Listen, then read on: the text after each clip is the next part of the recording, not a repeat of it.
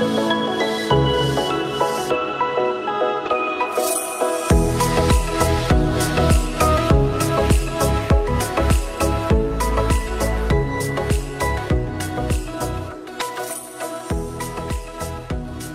Bharat Parivar, after setting many records in the world, achieved another milestone in the process of creating new dimensions.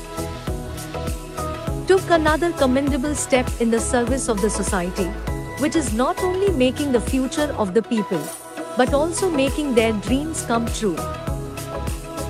The purpose of Swarna Bharat Parivar is to fulfill the dreams of such people who have never got any stage in life. Swarna Bharat Parivar fulfills their dreams by helping such people to reach their goals of life. Swarna Bharat family created another record in Jaipur, a city called Pink City, 280 kilometers away from the country's capital Delhi. On the soil of Rajasthan, the Swarna Bharat family honored more than 200 people in different fields. Through International Internship University, Swarna Bharat Parivar has given standard titles to 56 people for their special works.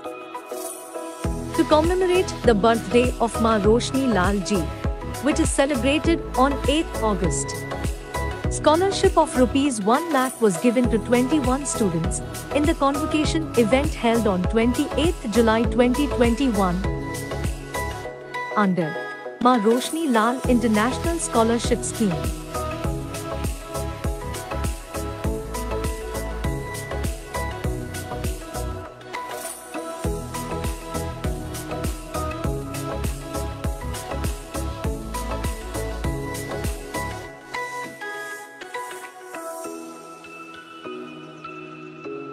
These scholarships plays a very crucial role in boosting the morale of students and fuels them up to learn more. आज का programme basically 3 चीज़ों पे निर्भर है। ज़रूरतमंदों को education कैसे दी जाए, एजुकेशन कैसे दिया जाए। वर्चुअल एजुकेशन सिस्टम आप लोगों ने नोटिस किया होगा, देखा होगा कि कोविड की महामारी कुछ नए अपॉर्चुनिटीज़ लेके आई हुई है, उसमें से वर्चुअल एजुकेशन है। तो वर्चुअल एजुकेशन का कॉन्सेप्ट हम लोग लेकर आए हैं, इंटरनेशनल लेवल पर लेकर आए हैं और 195 कंट्रीज़ में रन कर रहे हैं। भारत देश का एक को फाउंडर है, जैसे कि आप लोग मुझसे मुखातिब हैं पहले से ही, कि पीयूष पंडित को फाउंडर की गिनती में आते हैं आपके IIU यूनिवर्सिटी के। और ऐसे ही ऑस्ट्रेलिया के हमारे को फाउंडर्स हैं, वहाँ से काम कर रहे हैं। काम करते करते पता नहीं चल रहा है कि ये कितनी तेज़ी से विकसित हो रहा है। इसमें कोविड का कुछ लोगों का हाथ मानना है ऐसा, लेकिन मैं इस बात से इत्तेफाक नहीं रखता हूँ। कोविड होने के बाद भी वर्चुअल एजुकेशन सिस्टम बहुत ही अच्छे तरीके से चलेगा। इसके पीछे एक सीधी सी वजह है कि whatever you want to learn today, आप तुरंत पा सकते हैं उसको एक क्लिक पे। ये एजुकेशन का जो सिस्टम है कि आपको कहीं जाके एडमिशन लेना, फिर आपको उसकी डिग्री मिलना, ख़त्म हो गया है। मैसिव ऑनलाइन कोर्सेज एक ऐसा कॉन्सेप्ट है, मूक टेक्नोलॉजी, जिसके माध्यम से आप इंटायर वर्ल्ड की किसी भी एजुकेशन सिस्टम को फॉलो कर सकते हैं। चाहे आप कैम्ब्रिज से आप कोई कोर्स कर सकते हैं, चाहे ऑक्सफोर्ड से कर सकते हैं या IIU से कर सकते हैं। आपको पता होना चाहिए कि देश में मैसिव ऑनलाइन कोर्सेज पे करीब हमारे पास 4 से 5 ऐसे प्लेटफॉर्म हैं जो वर्ल्ड वाइड फेमस हैं। आपने कोर्सेरा का नाम सुना होगा। तो कोर्सेरा एक ऐसा कॉन्सेप्ट है कि जिसके थ्रू आप कोई भी कोर्सेज कर सकते हो। IIU के माध्यम से फ़ायदा ये होता है आपको कि आप रियल टाइम एजुकेशन लेते हो। एक प्रोफेसर उधर से अपनी वीडियो अपलोड करता है और आपके पास पहुंचती है। आने वाले भविष्य में प्राइवेट यूनिवर्सिटीज़ भी पूछेंगी कि आप इतना फ्री एजुकेशन सिस्टम को कैसे प्रमोट कर सकते हो। तो अभी आप ये समझें कि एक्सेसिबल करने की कोशिश की जा रही है। सभी सरकारों से बात चल रही है कि हम एजुकेशन में, जैसे अभी सारे कोर्सेज हमारे मूक टेक्नोलॉजी पे लॉन्च है। मूक इज़ लाइक दैट कि सर्टिफिकेट कोर्स, SDG लेवल पे कोर्सेज, और डिग्रीज़ के लिए हमें क्या है, हर एक कंट्रीज़ की जो ऑथोराइज्ड सिस्टम होता है एजुकेशन का। जैसे भारत की बात की जाए तो UGC आपने सुना होगा, UGC मान्यता देती है यूनिवर्सिटीज़ को। तो अभी हमारी यूनिवर्सिटी UGC मान्यता प्राप्त यूनिवर्सिटीज़ से टाई अप करती है कि हम आपके यहाँ की एजुकेशन को वर्चुअली प्रोवाइड करेंगे दूसरे को। आने वाले समय में हमारा प्रयास ये है, आप ग्रेजुएशन करना चाहते हैं, आप पोस्ट ग्रेजुएशन करना चाहते हैं, या किसी भी यूनिवर्सिटी से रिकॉग्नाइज्ड आप डिग्री लेना चाहते हैं, तो वो डिग्री इंटरनेशनल इंटर्नशिप यूनिवर्सिटी की ही वैलिड होगी। ये हमारा प्रयास चल रहा है। लेकिन 2 कॉन्सेप्ट हैं इसमें पढ़ाई के, एक प्राइवेट सेक्टर और एक गवर्नमेंट सेक्टर। आपको पता होना चाहिए कि अगर आप यूजीसी रिकॉग्नाइज्ड यूनिवर्सिटी से नहीं पढ़े हैं तो ऐसा नहीं है कि आपकी अपॉर्चुनिटी ख़त्म हो जाती है। विश्व का एजुकेशन सिस्टम ऐसा है जहाँ पे कि आपको पता होगा कि 95% लोग प्राइवेट सेक्टर में काम करते हैं, और प्राइवेट सेक्टर में काम करने के लिए आपको यूजीसी रिकॉग्नाइज्ड या किसी अन्य ऐसी इंस्टीट्यूशन से, गवर्नमेंट लेवल से आपको कहीं मान्यता लेने की आवश्यकता नहीं होती है। वहाँ ज़रूरत होती है कि आपके अंदर टैलेंट क्या है। ऑक्सफोर्ड का बच्चा इंडिया का आईएएस का एग्ज़ाम नहीं दे सकता। हमारे इंडिया का पढ़ा हुआ लड़का कैम्ब्रिज में जाता है पढ़ने के लिए और ग्रेजुएशन करके यहाँ आता है तो वो आईएएस नहीं बन सकता। रीज़न क्योंकि यूजीसी मान्यता प्राप्त उसके पास डिग्री नहीं है, इंटरनेशनल वैलिड डिग्री है। लेकिन ये इसलिए आगे बढ़ती जा रही है प्राइवेट लेवल की यूनिवर्सिटीज़ क्योंकि 95% युवा, 95% विश्व के जो यूथ हैं जो नौकरी पाते हैं वो जो है प्राइवेट सेक्टर में जाते हैं, और 5% ही पूरे विश्व में सरकारी जॉब हैं। तो 5% के लिए इंटरनेशनली आप देखोगे हर गवर्नमेंट की कितनी ज़्यादा इन्वेस्टमेंट है, बड़े बड़े इंफ्रास्ट्रक्चर, बड़ी बड़ी कंपनीज, बड़ी बड़ी ऑर्गेनाइजेशन खोल के रखते हैं। पर हमने क्या सिखाने की कोशिश करी है कि एजुकेशन सिस्टम को कॉर्पोरेट सेक्टर से जोड़ दिया जाए, जिसे इंटर्नशिप बोला जाता है। हम चाहते हैं कि स्टूडेंट पहले दिन एडमिशन ले और उसी दिन से वो जॉब पकड़ ले। जॉब का मतलब इंटर्नशिप शुरू कर दे। वो जो उसको पढ़ाया जा रहा है वर्चुअली, वही चीज़ें वो प्रैक्टिकली जो है ऑनलाइन सारी चीज़ें सीखना शुरू करता है। 99% अच्छी कंपनी जो है पेड इंटर्नशिप प्रोवाइड करती हैं। अप्रॉक्सीमेटली 10,000 रुपये से लेके 50,000 रुपये तक को मंथली उस बच्चे को देती हैं जो उनके यहाँ इंटर्नशिप करते हैं। हमारे टाइप्स हैं हज़ारों कंपनियों के साथ में, वो ऑफ़र करती हैं। हमारे एडमिशन होता है, बच्चों को फ्री एजुकेशन देना बहुत आसान है। नियत होनी चाहिए किसी भी यूनिवर्सिटी की। चैलेंजिंग है, बहुत ज़्यादा चैलेंजिंग है ये काम, लेकिन आने वाले भविष्य में ये हम करके दिखाएंगे। जिस तरीके से 1000-2000 स्टूडेंट एक दिन में हमारे यहाँ नॉमिनेशन ले रहे हैं, और आज आप प्रगति देख रहे हैं कि रिसर्च पेपर हमने लॉन्च कर दिया। पहला रिसर्च पेपर है हमारे आईआईयू का, और आने वाले टाइम पे हर महीने एक रिसर्च पेपर लॉन्च करने का प्रयास होगा। अलग अलग देश के लोग, अलग अलग राज्य के लोग अपने जो थॉट्स हैं, अपने जो इनोवेटिव थॉट्स हैं वो हमारे यहाँ पेटेंट कराने की बात कर रहे हैं, हमारे यहाँ उस रिसर्च पे निकालने की कोशिश कर रहे हैं। ये हमारी सफलता है। पिछले 3 महीनों के बीच में आईआईयू को 195 देशों में पहुंचाने का श्रेय पूरी इंटायर टीम को है हमारी। चाहे वो ऑस्ट्रेलियन टीम हो, चाहे रूस की टीम हो, चाहे फिर अमेरिकन टीम हो, चाहे फिर भारत की टीम हो, सब लोगों ने मिलकर बहुत अच्छा काम किया है। और मैं उम्मीद करता हूँ आने वाले समय में एजुकेशन सेक्टर को पूरी तरीके से बहुत ही आसान बनाने का प्रयास है। हर एक बच्चा जिसके पास पैसा नहीं है वो विदेशों की डिग्री ले सकता है, ये हमारा प्रयास है। भारत में पढ़ना चाहे भारत में स्वागत है, लेकिन पढ़ते वक्त उसको ये प्रेशर नहीं कि उसको फीस कहाँ से जमा करना। Everything is arranged by IIU. सारी चीज़ मैनेज करने की कोशिश कर रहे हैं। और जो कोर्सेज़ 1 लाख रुपए, 2 लाख रुपए दे के आप करते हो, चाहे वो एसडीजी पे हो, चाहे इंटेलिजेंस टेक्नोलॉजी पे हो, चाहे ब्लॉकचेन टेक्नोलॉजी पर हो, हम लोग उसको $10 में देने का प्रयास करें। देखिए, स्वर्ण भारत तो एक शुरुआत है कि हम पहले भारत को स्वर्ण बनाने की कोशिश कर रहे हैं, क्योंकि जिस देश में आपका जन्म होता है, हमारा प्रयास होता है कि सबसे पहले कमिटमेंट आपको वहाँ के लिए लेना चाहिए। वही कमिटमेंट आज बढ़ते हुए आपको 195 देशों में दिख रहा है। इक्वालिटी शुरू से ही पीछे पड़ा हूँ, इक्वालिटी की समानता होनी चाहिए। कि मैं कोशिश कर रहा हूँ कि दिव्यांग क्रिकेट जो है, चाहे वो नॉर्मल क्रिकेट हो उनका, चाहे व्हीलचेयर क्रिकेट का हो, उसके लिए जो आर्थिक अनुदान की आवश्यकता हो सकती है वो हमारा स्वर्ण भारत परिवार करेगा। और एक ऐसी टीम तैयार करेंगे जो विश्व में भारत के नाम को जो है बहुत ऊंचे स्तर तक ले जाएगा। ये मेरा प्रयास है। The aim of IIU, International Internship University, is to lighten the burden of education, that is, free education, in which you will be given training through online process. IIU university one of its kind virtual ever university है, जहाँ पर I think 195 countries में presence है, और ये बहुत ही ऐतिहासिक चीज़ है। अब तक शायद ऐसा पहले कभी नहीं हुआ है। It has made the world smaller, संसार बहुत छोटा हो गया है, बहुत आसानी से अप्रोचेबल हो गया है। कभी भी कहीं भी हम बच्चे बैठ करके पढ़ सकते हैं, और चाहे जो छोटी छोटी चीज़ों से अपने आप को रोकते थे, जोग्राफिकल रीज़न, फिनेंशियल रीज़न, और जो छोटी रुकावटें, आज गांव का बच्चा या किसी भी शहर का बच्चा सब इक्वल है और हर तरीके से बेस्ट एजुकेशन प्राप्त करने के लिए तत्पर है। As per the vision and mission of the co-founder, education सबके लिए बहुत आसान होनी चाहिए, अप्रोचेबल होनी चाहिए। कोई भी किसी भी तरीके से अपने आप को रोके ना, अगर कुछ सीखना चाहता है, सीखने की चाह है, तो फिर किस बात की रुकावट है। तो आईआईयू वो एक दायरा ख़त्म करके उन लोगों के लिए एक बहुत ईजी प्लेटफॉर्म क्रिएट करना चाहता है, ताकि सब लोग हर तरीके से उस एजुकेशन को प्राप्त कर सके। पीयूष पंडित is not just a name. Piyush means nectar or sudha. As the name implies, so is the personality of Piyush Pandit. Rich with positive thinking, a person with vision, who is always ready to serve the society, taking positive initiatives to advance the society and the country, whose results are always positive. Initiated a similar thought. Wheelchair cricket team under Swarna Bharat Family Divyang Welfare Board.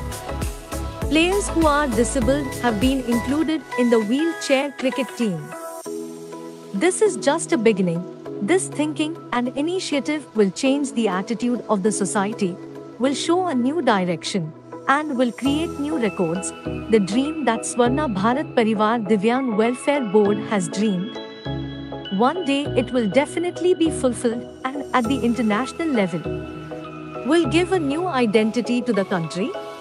Kanchan Sharma ji, the patron of the Divyang Cricket Welfare Board, is standing with this team with all her self-confidence.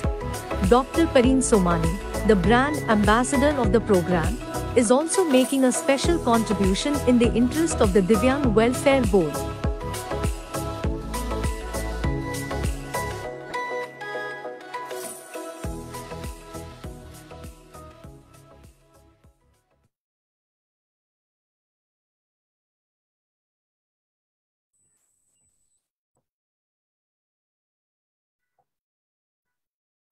A very good morning, good afternoon, and good evening to all the respected dignitaries, distinguished speakers, colleagues, and all the participants of this conference present here from all around the globe.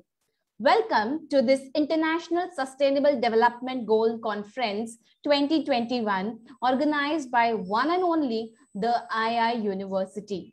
I, Ms. Rashmi Gupta, is the moderator for today's event.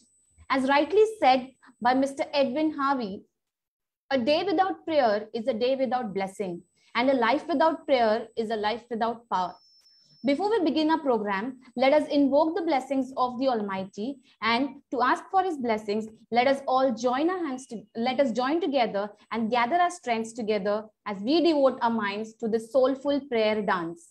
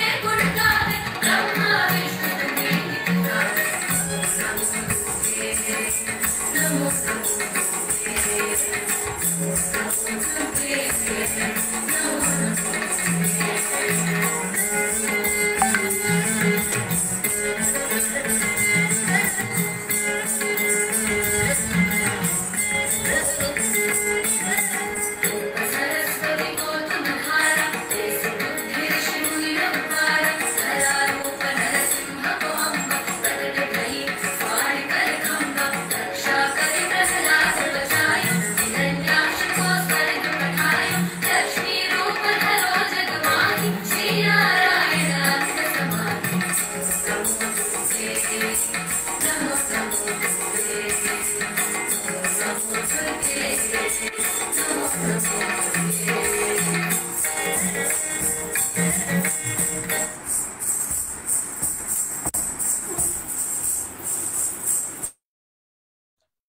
a reverent start to the event it is. I want to express my gratitude to have been given the opportunity to moderate this event and be a part of this historic International Sustainable Development Goal Conference. Firstly, I want to welcome our trustee of Iiu, co-founders of Iiu, SDG committee members, and our highly experienced speakers, and our lovely audience, and all the participants present here. We all know that Iiu is a virtual platform and it has its work spread across the globe by leaps and bounds. And we want to know the work about Iiu. We have a clear mission and vision, which I would like to express. And we have some strong pillars who are working behind the scenes for this Iiu, the International Internship University. We have, under the leadership of Ms. Roshni Lal, Trustee of Iiu, Mr. Piyush Pandit, Founder and Chief Operating Officer, India, Mr. Stephen, Co-founder from Australia, Ms. Mona Angia, Co-founder from Indonesia, Dr. Satnam, Co-founder and Vice President, Honorary Degrees Council, UK. We have our SDG committee members, Dr. Kalyani Rao, SDG Head of Iiu, Ms. Nada Ratkovic from Croatia, Dr. Pratibha Mishra, President, International Advisory Council of Iiu India, Dr. Prachi Gaur, Country Director and President, Training and Development India, Snigdha Kadam, Director, Academic India, Rabia Bhatia from India. In our Advisory Council members, we have Dr. T.P. Sasikumar, who is the former Deputy Director, Directorate General of Security, Cabinet Secretariat, Government of India, and many, many, many more to his name. We have in our Advisory Council, Dr. Vijay Kumar Shah, sir. He is a Padma Shri awardee, former advisor, Ministry of Health, Government of India, President, NRI Welfare Society of India, President, Community Welfare of India, Global Governor, Gandhi Peace Foundation, Nepal, and again, a list, an endless list that follows our advisory members. We have with us Dr. Pratibha Mishra, President, International Advisory Council of Iiu India. She is an educational consultant to various organizations, motivational speakers, and there are many, many members in our Iiu team who are working endlessly and hardworkingly at any point of time to make events and to make this virtual university a great success.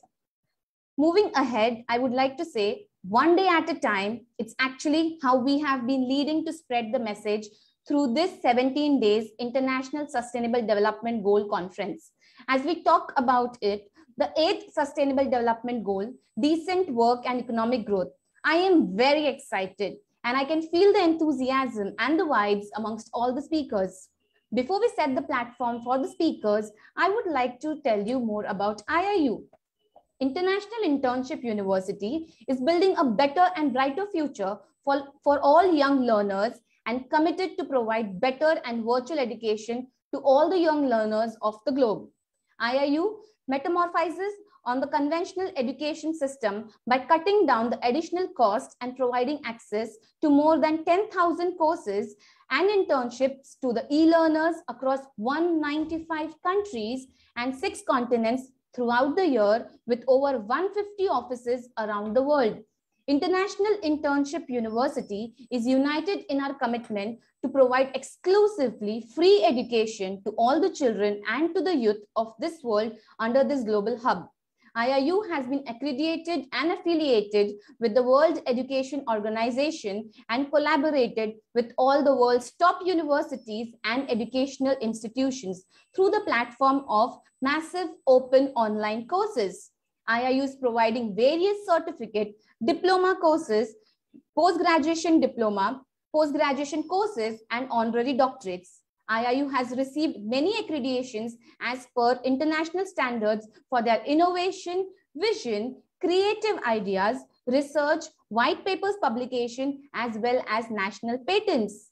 Now talking about Sustainable Development Goals. I want to throw some light on them. Sustainable development is development that meets the present without compromising the of future generations. to meet their own needs. Thus, IIU invited all the interested stakeholders, innovative SDG leaders, schools, colleges, universities, organizations, government and non-government organizations for goal-wise deliverables. Today, we will be witnessing the plethora of ideas and knowledge delivered in various languages by many eminent speakers, change makers, and will become part of the historic conference showcasing the SDG goals aligned with the 5 pillars.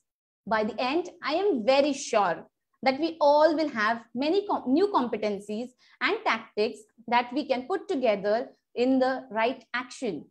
One such conference, and indeed a boon to our society, is given by the collaborative efforts of the co-founders of IIU and Mr. Piyush Pandit. Now, the motive we all are gathered here for are keynote speakers who will be sharing their ideas, views, techniques, ventures, and much more. I would like to give introductions of our highly experienced speakers now. Before I introduce our speakers, I would request all the speakers and all the participants to kindly keep your cameras on, as we would not like to have the memories captured only at the end. We would like to have some moments captured during the event is going on. So we would be really happy to connect with you when your cameras are on. It's better connectivity, and I think so that could be one of the SDG goal through which what we can connect here as well. Also, owing to being making this session more interactive and lively, I request all the speakers to kindly refrain from exceeding the time limit and put it in short as per the set times. I would like to introduce our speaker one, Professor Arup Burman from India.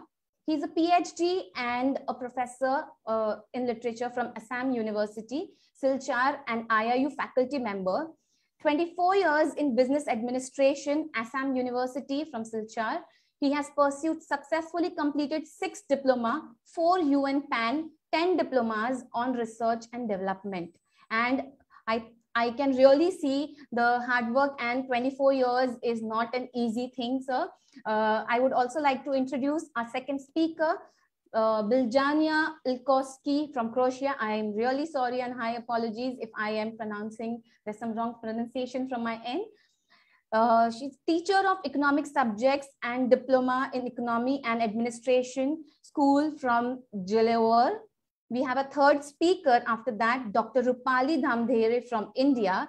She's a PhD and principal of Trinity International School, holding experience of more than 20+ years in the field of education, and strives to have 360-degree growth and development of a child. I think so that is the same goal we want to achieve through this conference. Our fourth speaker for the day would be Ms. Alka Singh from India. She's Master in Economics and Master in Education, principal of Bluebells Model School from Gurugram, and deep-rooted commitment to education.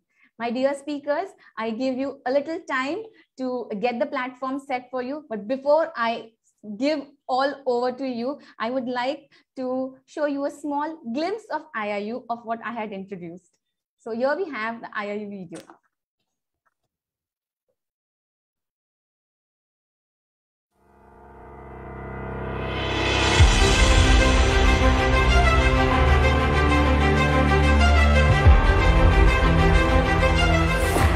What is education? Books? Classes? Teachers? Schools? No. Education is not that. It's beyond this. Education is a term that we have grown up listening to since we were kids. Right from the beginning of childhood till this very moment, we have been surrounded by education and its need and importance. A luxury for the rich. A necessity for the bread earner. A dream for the underprivileged. An aspiration for the suppressed. A distant reality for the inaccessible. The primary objective of education is to impart knowledge. Education also has its fair share in building the thinking capacity of people's minds.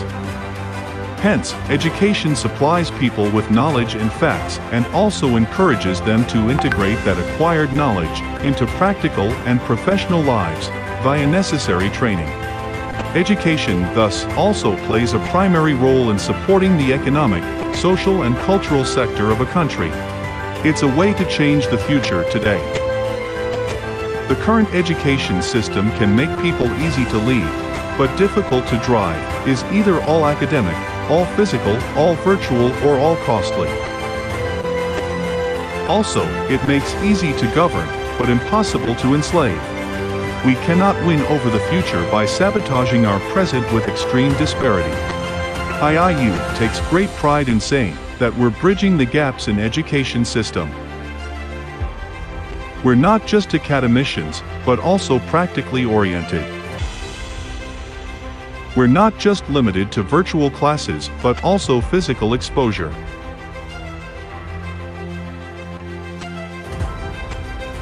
We do not dig a hole in the pockets of the students and their families.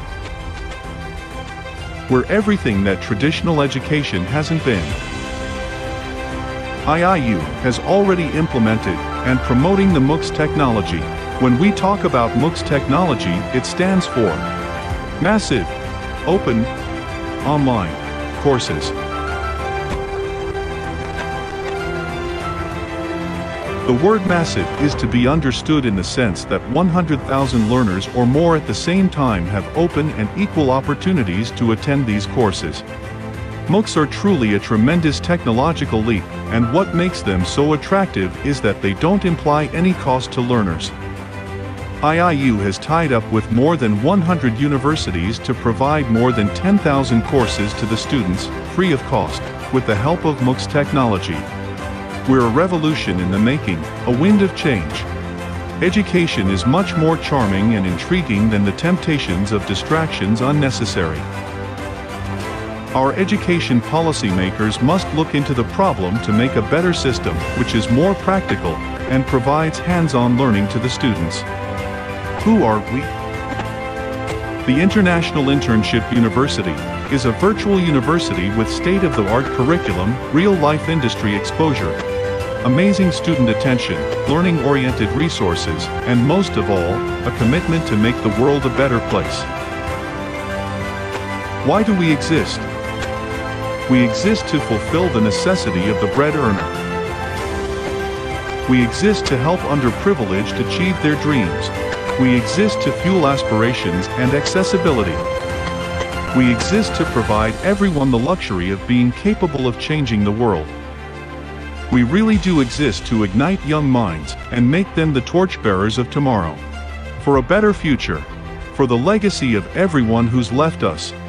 For the hope of everyone who's yet to come, and for the growth of everyone who walks this beautiful planet. We invite you to join our world-class educational team and platform with an altruistic dedication to creating the future. The change is so big that it would potentially impact millions across the world. Millions of children and youth around the world cannot wait any longer. Please join us in our effort to create the virtual learning generation of Iiu. We're Iiu, we're change. Welcome to our world, a new tomorrow.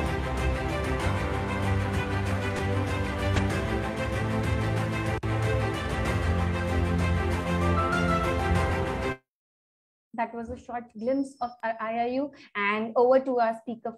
First speaker for the day, I request Professor Arup Burman from India to kindly take over. The platform is all yours, sir.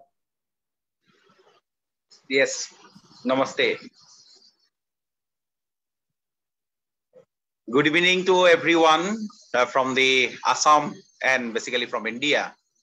And on behalf of the Iiu family, and I welcome to all the participants, and already this is the 8 days already over. This is the grand international function from the Iiu. So the decent work and the economic growth really has been selected by the university for the issue of a global cause, that is the sustainable development goal number 8. It was really a wonderful issue, opportunity for me to deliver at this particular platform. I feel this call for the first international SDG conference. This is the first time from the IIU. The topics are really topic, not the issue or the aims, whatever is selected by the IIU is a commendable one. In this case, I would like to actually highlight, because the time is very limited. The topic is the issue goal number 8 of the SDG, and that is the goal for the decent work and economic growth.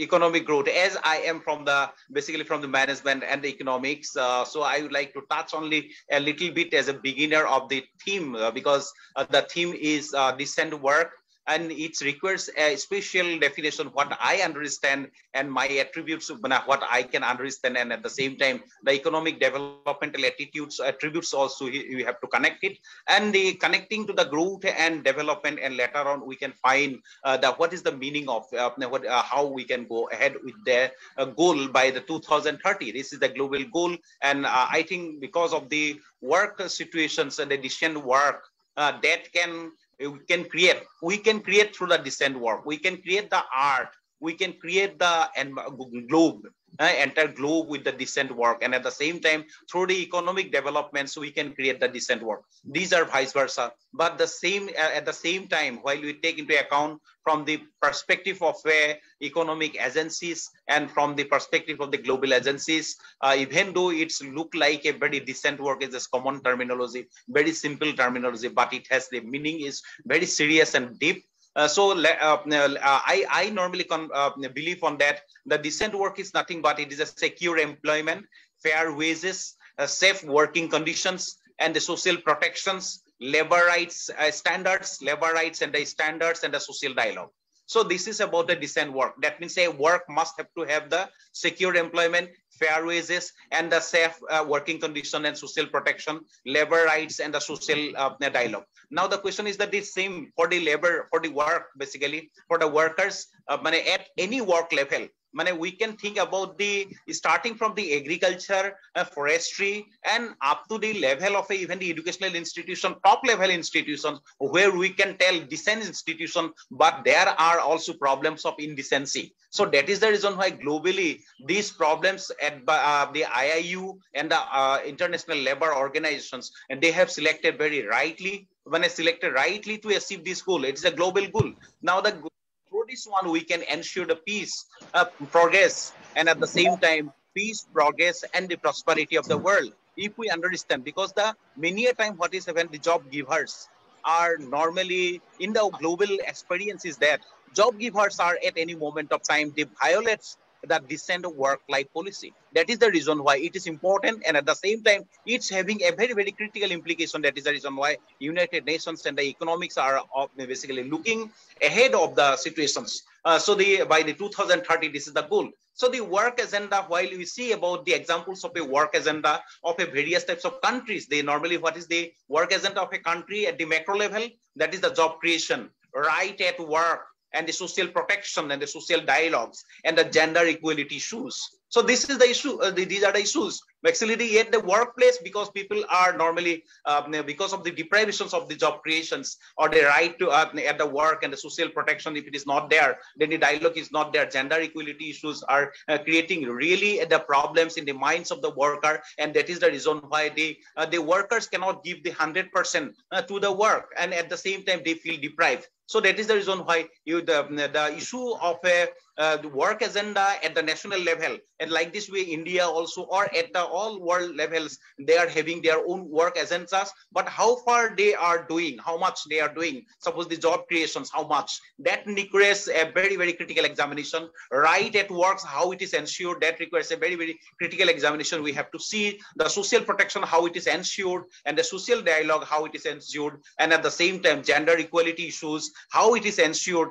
Again, even though it is mentioned by or by the reports, but at practical level, how much it is ensuring that we should have to know. And this one works no doubt having connections with the economic growth, and it facilitates the sustainable development too. So the thing is that the economic growth and employment, the issue is that if there is a economic growth, then there is a employment, and in the employment, what is there? Employment connecting to the sustainable development is that the investment in the healthcare, education, or infrastructure like this. And at the same time, economic growth is connected with the environmental degradation also, because the more you are growing, then the environmental degradation may be impacting to the environmental degradation. So there is opportunities here that without any degrading the environment, we should create the new opportunities, that is the sustainable aspects. And at the same time, decent, well-paid and the fulfilling jobs, and the both that developmental as well as the well-being of the employees. So there is a connection that if there is economic growth or economic growth, then there will be decent work. And it does at the same time, if there is a decent work, then only there will be economic growth as well as the globally the vision, that is the sustainable development. So there is a interconnections, and achieving of the sustainable economy itself, it's dependent on the, again, sustainable economy as well as the resilient economics. Resilient economy also dependent on the basically on the basically the decent work. So the what we can see is that suppose we can think about the sustainably resilient economies to achieve, then the decent work, and we have to create that the environment and the philosophy for the purpose of the reducing consumptions of the natural resources, suppose the mineral and water, that is also connected with the decent work. And at the same time, this is connected with the resilient work, and improve the understanding of the complex interactions between the environment and the society, and at the same time, economic diversification issues by the reducing the impact of the economic environmental shocks, and the technological upgradations and the that knowledge accents, etc., or the research to improve the economic productivity. These all are dependent on the economic growth or the economic resilience. And economic again, if it is there is a resilient, then only we can get the decent work. Otherwise we will be suffer from the polluting environment or unsecured environment, unpaid jobs. Then a job may even though wages we may not get the time on time, or the salaries we may not get the on appropriate time. So now the thing is that the decent work issues are connecting with the resilient economy. That is very, very important in the entire globe. And those who are policymakers and at the same time the developmental thinkers, they have to connect that the decent work is how much is a serious issue for the perspective of the global peace and prosperity as well as the sustainable development. And connecting to the livelihood, so while we are thinking about that, then also the connecting this sustainable livelihood, decent work creates impact. So the job creation, suppose the job creation, if the entrepreneurs they create the job creation, that is the issue. But then means that while we entrepreneurs are doing the entrepreneurial venture, then the issues of a job creations will be there. So ultimately the job creations, that creation of a job that should incorporate the well-being of those who are not having the job. And that way it is connecting with the sustainable livelihood, and more job will support by the environmental sustainability and the decarbonization of the circular economy. That aspect is also very, very important. Now at the same time, sustainable ecotourism, geotourism, etc. That is also aspect. So aspects are many and multiple, and the workplaces in this case, for this one against sustainable livelihood, we have to understand about the workplace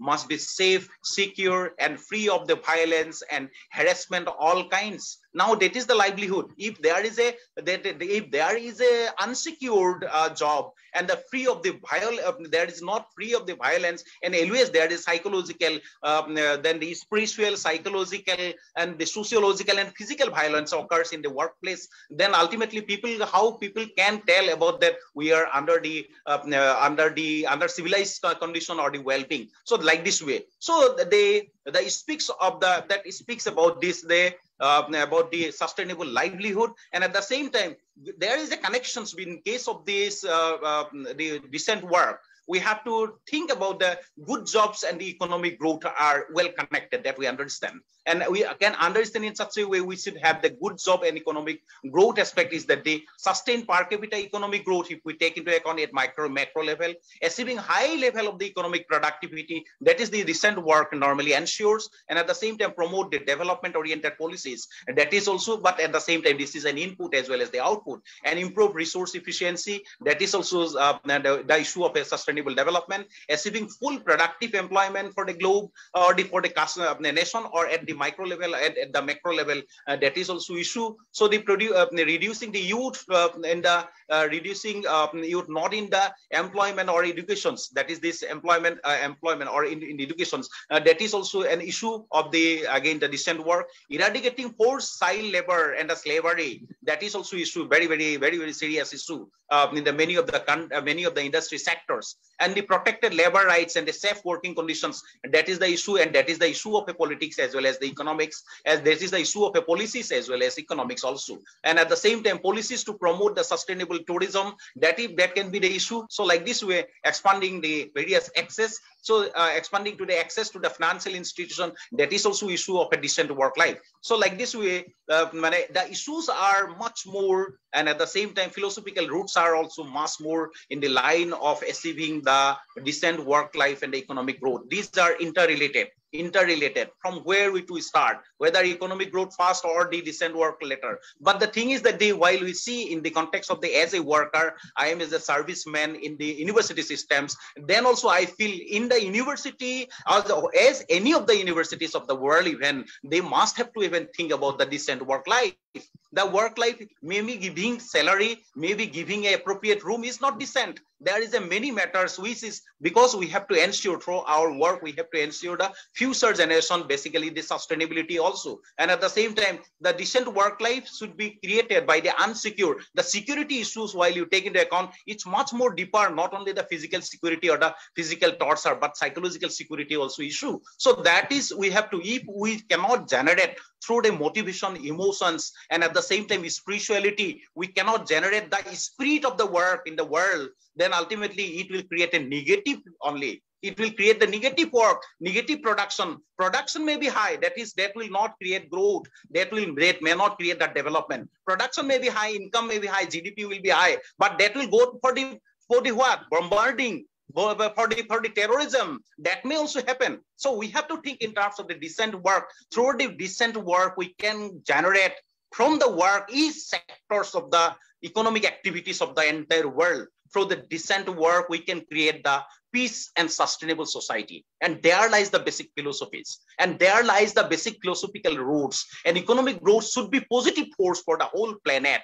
What I understand, economic growth should be a very positive force for the whole planet. And this is why we must have to ensure that the financial progress creates the decent and fulfilling job while not harming the environment. That propositions we have to keep in mind. And we must protect the labor rights, and that means the worker rights, not their labor rights, workers' rights, or the human rights, once and for all, and to put stop to the modern slavery, and at the same time the child labor issue. If we go down to the aspect, then there's a modern slavery at any level: the white collar slavery, black collar slavery, and the blue collar slavery, then the yellow color. We can conceptually make this so many slavery style is there. At the extreme is the child labors that we have to stop anywhere. And if we promote the job creations with the expanded access to the banking and financial services, along with the other services and entrepreneurial job, etc., then it will be good issue. So we can make sure that everybody gets the benefit of the decent work life. That is, I normally understand the root issues, and at the same time, let us see that what the other countries are doing in this line about the ratifications of the ILO convention, because the decent work life is connected with the ILO conventions. And the ILO conventions, what is there? Forced labor. Forced labor is the issue. Many of the countries including Australia, Brazil, Canada, China, and the India, Indonesia, everybody has actually tried. But the in case of the China, they have not touched about the forced labor. That means that they are introducing, they cannot ensure about the decent work life. That is another is the freedom of association. Freedom of association is at the workplace, that is in the protection of the right and at the same time to organize. In this case, the Australia is promoting, but at the same time Canada is promoting this particular in a positive way. The Congo and at the same time the Indonesia, Peru, then the Russia and Russia, they are having this right. But at the same time, many a time these are not ratified by many of the countries. In a similar way, right to organize for the collective bargaining. This is also an issue for the purpose of, this is the issue of the ILO conventions for the purpose of ensuring the basically the decent work, that is right to organize, and the right for the equal remunerations. That is also a issue of the ILO convention, and it is incorporated under the decent work propaganda. And at the same time, the evolution for the forced labor, that is also issue and promoting by the ILO, and for the ratifications of for the entire country and forces. But ultimately, how many countries it requires, and China is not yet even the thought of this evolution of the forced labor. That is, there is a forced labor, and at the same time, the discrimination issue of a discrimination. But many of the times, what is their discrimination is a subjective issue in the context of the economics. But in the context of economics, even though it is a subjective, we have to ensure that the discrimination should be stopped, because it is a psychological discrimination, social discrimination, spiritual discrimination, physical discrimination. Many types of discrimination, very deep-rooted discriminations are there in the societies. Many of the countries, this is there, and at the same time, many workplaces. I do not like to tell about the country, but many of the workplaces, this is a contagious disease. And at the same time, minimum, that is the minimum age, issue of a minimum age. That is also ILO's basic concern, and they are in the ILO's conventions are ratifying in this issue. And at the same time, some countries are accepting and some countries are not accepting, but majority of the countries are accepting in this line. Then at the same time, yes, worse form of the child labor, that is also there, that is also restricted. Sorry, yes, extremely sorry to disturb you, but I understand. I really could connect, and there is so much that you have connected through interlinking and connecting the topics, and then just a small topic of decent work and economic growth. I now understand it is interlinked to create that all goals could be met through this economic growth also. So a lot of important information you have given us. I am extremely sorry to stop you, sir, but I would request you to kindly sum it up in a small I'm now concluding. Actually, I have already said that is the economic growth should be a positive for the whole planet. I promote with the decent work we can do it, and with this one I am telling to the thank you to each and everyone for your patient hearing. I know that economics once, because it is my the intellectual lifeblood, so that is the reason why once I start, so when to stop that I do not know, but at the same time it will continue for longer time. If I get another platform, then no doubt I will talk to it. Okay, with this one you have given me opportunity. Thank you to the family of IIU, and thank you to all the intellectuals of the entire globe. Thank you, and namaste to you. Thank you so much, sir. Thank you so much. I think so. It's a whole lot of topic. You have given us some insights, and with this, I would like to call on our next speaker to continue on the same topic. That is from Croatia. We have Ms. Biljana Iiu-Isdgc. I am sorry, ma'am, if I've got that name incorrect. Over to you. It's completely your stage, ma'am. Thank you very much. Good morning, good afternoon, good evening. We are a big world in a small frame. Professor Barman, you put your criteria as a speaker very high, so I hope I will achieve a little bit of that. Very good speech. Thank you for the opportunity to be here. This is my first time, so I hope I will tell you something about my mindset about SDG number 8. Can I share my screen, please?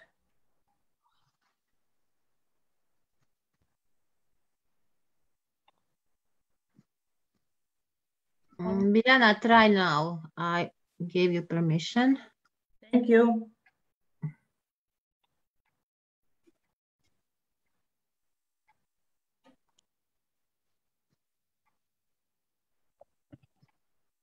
Do you see my screen? Yes, ma'am. Thank you. Okay, first of all, these goals, sustainable goals, are defined now a few years ago. So my interest was to find data or informations what has been achieved until today. First of all, we have to know something about 8th goal. What is the goal? To promote inclusive and sustainable economic growth, employment, decent work for all. What that means and why is that important? Because inclusive economic growth can drive progress, create decent jobs for all, and improve living standards. A continued lack of decent work, opportunities, investments, and underconsumption lead to an erosion of the basic social contract underlying democratic societies that all must share in progress. Goal 8 has 8 targets, and every target has an indicator to measure it. I will not say, I will not read all the targets, but which is important is on the number 8.1, sustained per capita economic growth in accordance with national circumstances, in particular at least 7% gross domestic product. That is a very nice number, so we have to see where the countries are today. Indicator about 8.1 target is annual growth rate of real GDP per capita. Very important is economic productivity through diversification, technological upgrading, and innovation, including through a focus on high value added and labor intensive sectors. Indicator is real GDP per employed person. 8.4, improve progressively through 2030 global resource efficiency in consumption and production and endeavor to decouple economic growth from environmental degradation. In accordance with 10-year framework of programs on sustainable consumption and production, with developed countries taking the lead. So here's the keynote are developed countries. Protect labor rights and promote safe and secure working environments for all workers, including migrant workers, in particular women migrants and those in precarious employment. Strengthen the capacity of domestic financial institutions to encourage to expand access to banking, insurance, and financial services. So let's take a quick look what has been achieved today. What does decent work mean? Decent work means secure employment, fair wages, safe working conditions, social protection, social dialogue, and labor rights and standards. Where are we today? These are information from International Labour Organization. On the left side, you can see annual growth rate of real GDP per capita and by country income group. So we have low income countries, lower middle income countries, upper middle income countries, high income countries, and less developed countries. What can we see on the left picture? Economic growth was included among Goal 8 targets because of the need for productive transformation, the exclusion of workers from natural resources, environmental degradation, and indicate living standards in the poorest countries. The growth trends since 2000 are punctuated by the global financial crisis of 2008 until 2009, which hit upper middle and high middle income countries especially hard. The world economy as a whole enjoyed a high annual GDP per capita growth rate of around 4%. A few minutes ago, the goal is 7%. Through this period, average performance has been stronger among upper middle and lower middle income countries, but low among low income countries. During a period of 2011 until 2018, low-income countries achieved an average annual growth of just 2.4%. Target A2 calls higher levels of economic productivity. The annual growth rate of real GDP per employed person, that is on the right side, follows similar trends to that of GDP per capita. The variation in labor productivity growth rate across countries' income groups remain quite large. Here we can see with young people with need status. What is a need status? When young people are not in employment, education, or training, they are unable to gain skills that are valued in the labor market, which reduces their future chances of finding employment and in the long run. Goal 8 has inclusive overview about young men, child, and persons with disability. So on this picture, the gender gap is especially wide in lower wide income countries, where young women are more than 3 times as likely as young men to have need status. Countries should do all they can to enable young women to access education, employment, and training on equal terms with young men. Regard to wages, you can see here that men enjoy a wage premium of more than 20% in many countries across the various broad occupational groups. So now is time to think what must the world do until 2030. These are my point of view. Providing you the best opportunity to transition to a decent job calls for investing in education and training of the highest possible quality, providing you with skills that match labor market demands. Implement international labor standards, including freedom of association, collective bargaining, and social dialogue. Here is very important to say that non-profit organizations or non-profit sectors in countries are very important to achieve this goal. Implement comprehensive employment policy frameworks, including support to labor market institutions. Applying minimum living wages with the full involvement of social partners. Governments could work to build dynamic, sustainable, innovative economics, promoting youth employment and women's economy empowerment, in particular, decent work for all. Implementing educate health and safety measures and promoting supportive working environments. Ensure universally accessible social protection, taking measures to create fiscal space for social services. That's the task for the government. Time in corporate power, ensure business accountability, transparency, and due diligence in global supply chains. Implement a just transition to achieve a low carbon economy and to create green jobs. This is how I see global goal 8. Thank you for attention.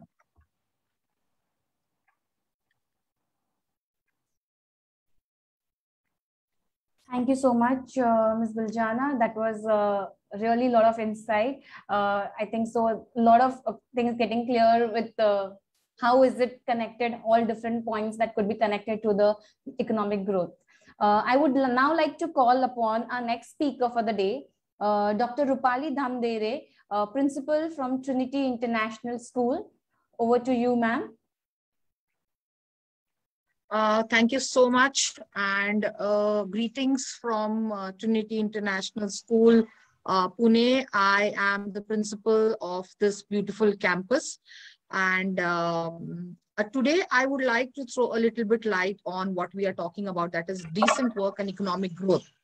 Now, me being an educator and being very fond of stories, I'd like to tell you all a little story. This age-old story of the thirsty crow that we all are aware.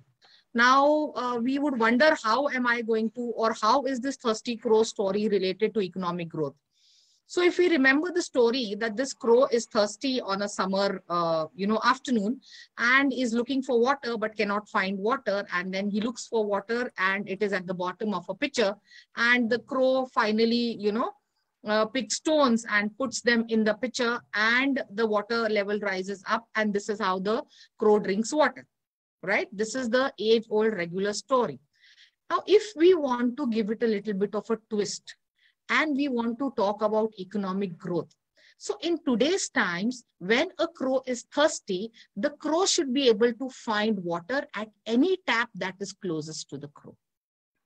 So water flowing through any tap that is closer to the crow, whether the crow is in a rural area, the crow is in a village, whether the crow is in a tribal area, does not matter. The fact that we have a tap and water flowing through the tap for the thirsty crow is, I think, economic growth. Now, when we're talking about economic growth and decent employment, we cannot talk about decent employment nor economic growth without keeping humans in the center. So everything needs to have a very humanistic approach to what we do. So why is the problem that we are facing today is now because of the COVID outbreak. We know that many people have lost their jobs, and the economic growth has come sliding down, crashing down in most of the places. There are where we say developed and developing countries, we actually have had a very factful phase to this, wherein the developing countries actually the way they struggle to get back and to get the people and to get the economy back on track, and they are still struggling. I would not say that they struggle right from how to implement the lockdown and how to get people vaccinated, how to do it entirely because of the larger population and the things. So it started from the struggle from that point of time, and in the developing countries we saw that the pandemic was much under control because of more mechanisms and the other things that they do have, because they can afford to implement all that at a very faster rate than the developing countries could do. So when we are talking about all this and keeping humans in the center, I think every growth and every economic crisis or economic I would call the inflation or deflation that we go through has humans at the center of it. And when we consider humans at the center of it, so then comes decent work. What is decent work? Decent work is nothing but when you get paid for the skill or the talent that you have. So sometimes it should not just be related to the education that you have or the degrees that you're holding, but it should also be decent pay given to the skill that a person might possess and the skill that a person might have, and a decent income that the person can get through using that and utilizing that skill. So giving more importance to that skill, and what as a country can we do to get those skills. Yes, as in countries like now, because I am from Pune and I am from a school and a CBSE school as well, yes, we are looking at more of skill development and other things, which in turn slowly will add value of economic growth. We are also looking at education from a very, very broad perspective now, not just looking at and numbers. So when we say decent employment where they feel safe, they feel secure, and also they feel that they are getting a right wage to the kind of work that they're doing. There is equality in the work that is being given, the equality in opportunities that are provided, and also equality in approach, and also the perspective of the citizens of the country. So even if you are working as a skilled worker, you are equally important and equally respectable rather than, if you just think that I am a white collar person. So that would have a more respectable perspective, and, the society looks at that person with a different perspective. So we need to start this right from the younger generation is what I feel. And I would conclude with the remark that yes, the government is working on different platforms to get all this in together. And I am sure that the SDG that we are talking about, and we are talking about 2030 as an important year to achieve all this. And I'm sure with so much effort taken by all of you, and thanks to inviting me to this platform, I'm sure that we all are going to, be there and witness this change that we are struggling for and we are talking about today. So that is it from my side. Thank you so much and wish you all a very good evening. Thank you for the opportunity. Thank you so much, ma'am. I really think that small daily improvements can bring revolutionary results. And that's what we all are here for, to participate in that small steps. Thank you so much. With this, I would like to call upon our next speaker for the day, Ms. Alka Singh. She's a principal from Bluebells Model School, Gurugram, India. And she's a gold medalist in economics.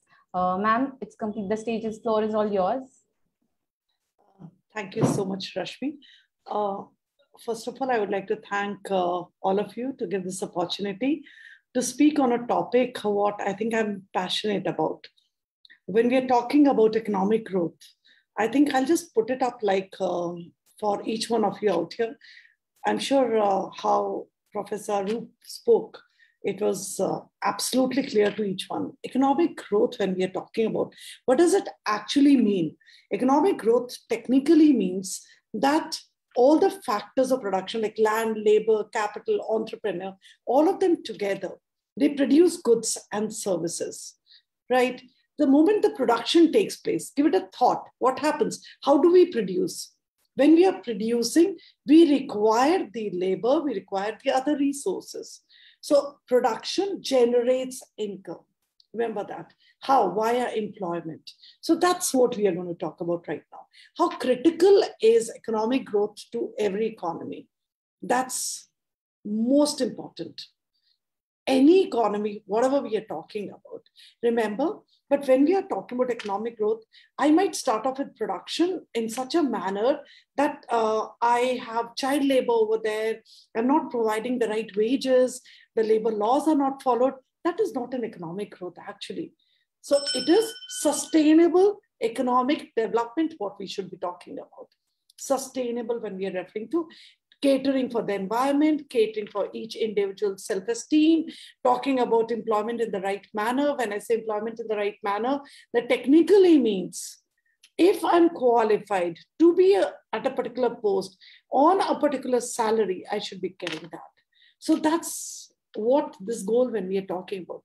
SDG, when we refer to, remember, this is for each one of you out here, sustainable development goals. If each one of us contribute, I'll come to the goal specifically. How do we contribute? I would say in India, creation of entrepreneurs, so many startups which are coming up. Even in my school, when I talk to my students, I tell them, I'm not educating you for a job. I'm educating you such that you create hundreds and thousands of jobs. You become an entrepreneur. So that's when we refer to economic growth. How do we contribute? What are the steps we should be taking? We, as a school, apart from education, we should always be talking about vocational education. A child, the moment he goes out of the school, he should be able to be employed and also create employment. So that's what we should be referring to when we are talking about the SDG, economic growth and decent work. Then comes, as an employer, what is my duty? I can work on a micro level. All of us together, when we are together, we work on a macro level. The whole globe, the whole economy, the whole world gets impacted. As an employer out here, I should ensure that each person in my school who's working over here should be happy, should be contented, should be healthy, should be getting the right wages, right appraisals. I should be taking care of their welfare in case anything happens to them. So this is my contribution in case if I say as an employer out here. So each one of us, if we take it up in the same manner, that really works. So now when we refer to, greetings to one and all. I'm the principal of Google's Model School. So that's where we are referring to. Give it a thought when we are talking about over here. SDG 8.1 uses sustained per capita economic growth in accordance with national circumstances, and in particular, at least 7% GDP growth rate. Please understand each one out here. When I'm talking about this, what do I mean? That means economic growth is taking place, but at a sustained rate. Do look at the complete world as a whole. See the growth rate. This is the exact data right now when I'm talking about. So that is economic growth. Is it taking place in the right proportion? Is the rate of growth 7% minimum? So this has to be ensured. So that's the first thing when we are talking about. Then when we refer to, once again, when we are talking about economic growth over here, remember there. I talk about the second point, that is 8.2 over here. High levels of economic productivity through diversification, technological upgradation, and innovation. Then when we talk about the real GDP, gross domestic product. What is this real GDP when we are talking about? One is GDP right now. If I say India's GDP rate right now is 10%, is that the real GDP? No, I have to refer to a reference here. How much growth has actually taken place in an economy? That's something I should be talking about. So that is the second perspective of when we are referring to this, when we are referring to the goal. Now, 8.3, SDG 8.3, when we're talking about promote development orientation policies that support productive activities. Productive activities. I'm just referring to 3 economies right now. Please look at it. That support productive activities, decent job creation, entrepreneurship, what I was referring to, creativity and innovation, and encourage the formalization and growth of micro, small, and medium-sized enterprises, which is most important for every economy right now. If we actually promote the small and medium-sized enterprises, the employment level is going to go up. People are going to get more employed. Creativity, innovation, that is the need of the hour. So that's what we need to talk about. Now comes when we are talking about the economic growth, we are talking about the small scale industries. Also, we should keep in mind that is improve progressively to 2030 global resource efficiency in consumption and production, and endeavor to decouple economic growth from environmental degradation. That is what I was talking about. I might have GDP, I might have many industries out there, but what is the impact of the industries on the environment? I built a flyover. When I'm building the flyover, I've cut the forest over there. Is it actually the true economic growth? No. So that's something what we need to refer to when we are talking about the economic growth out here. Now, achieve full and productive employment and decent work for all women and men, including young people and persons with disabilities, and equal pay for work of equal value. Remember this when we are talking about employment. So employment is, when we're creating employment, it is for all. It's not about just the fit people out there, the people who are absolutely educated. We need to create employment for women, women empowerment. That is most important. Next is the people who are disabled. They have equal right to be employed. So that's, we need to be working towards it. When I'm saying we need to be, because we are all educationists, we are all people who are influencers. So that's the reason I'm again and again referring to that. 8.6, by 2020, substantially reduce the proportion of youth not in employment, education, and or training.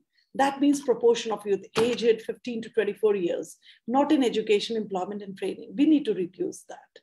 We need to create opportunities. We need to work towards it. 8.7, when we are talking about take immediate and effective measures to eradicate forced labor and modern slavery and human trafficking. It's a crime to humanity when we say forced labor. Each person has the right to choose what he wants to do what makes him happy.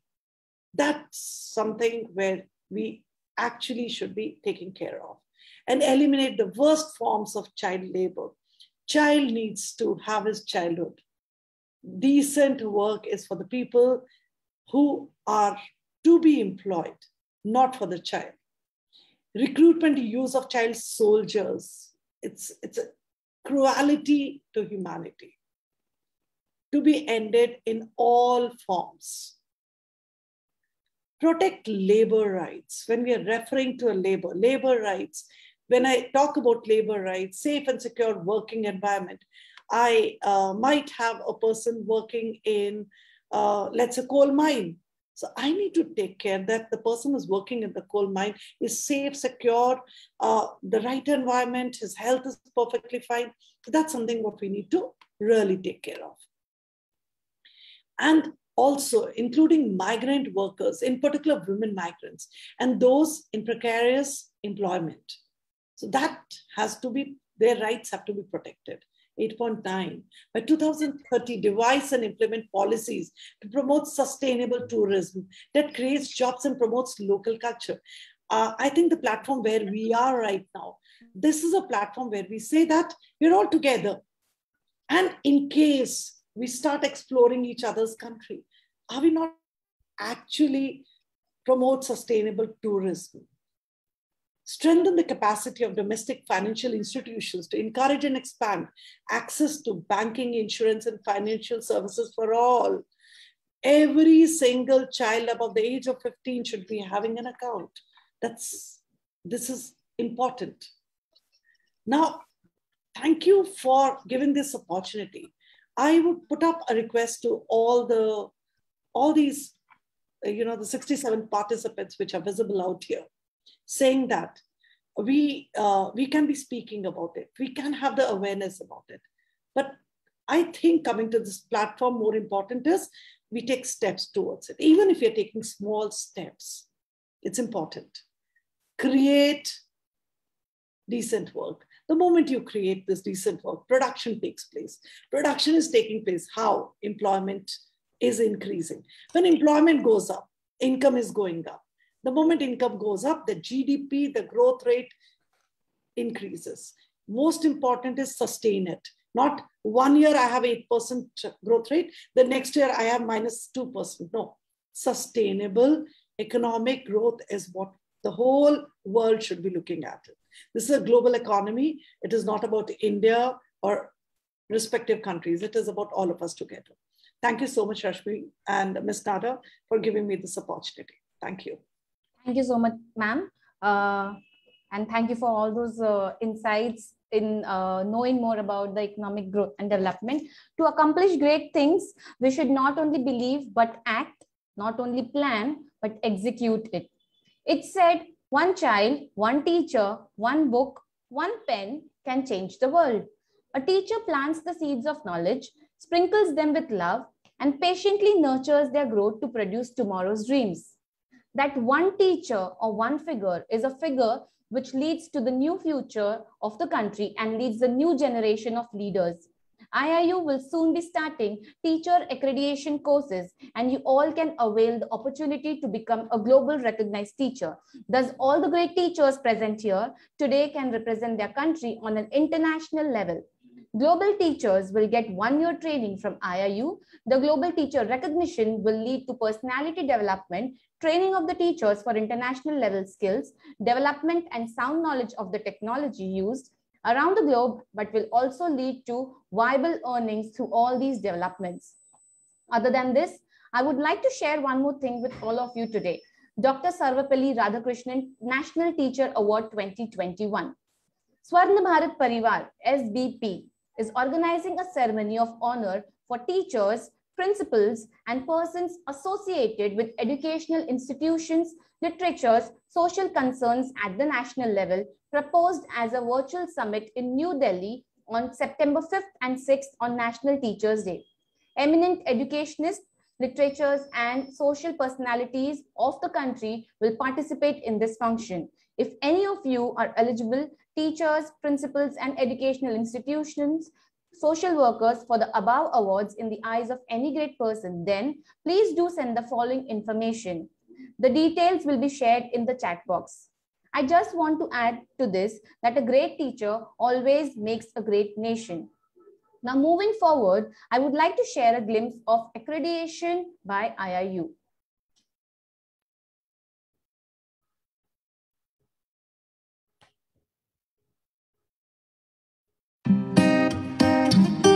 Join us to make a difference in the orbits of education. We are the change, we are IIU. Are you a K-12 school offering a top quality education? Are your students getting global exposure? Is experiential learning and innovation a part of your curriculum? Are your teachers internationally certified educators? Are you able to identify your learners' potential and expose them to compete globally? If the above questions do not sound optimist, then the clock has struck to get accredited and affiliated by IIU. You think of strategies, training, competitions, we offer it. You want to interact with an expert team of educators, we possess it. You want to be exposed to learning at a global platform? If yes, you have embarked at the right destination. IIU's International School Accreditation Board. Let's put some light over accreditation, what it is.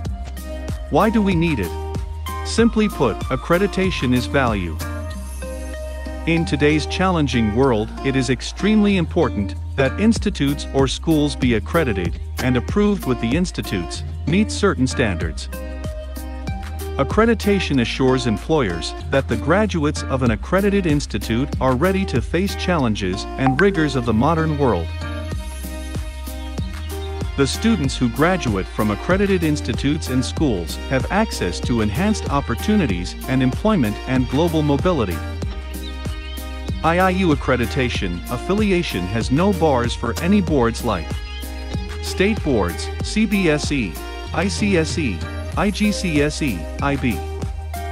IIU accreditation affiliation has created an arena for learners across the various countries and continents throughout the globe.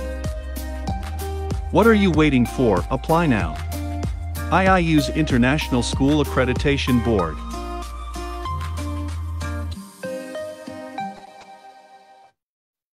Thank you so much for that short glimpse of the accreditation.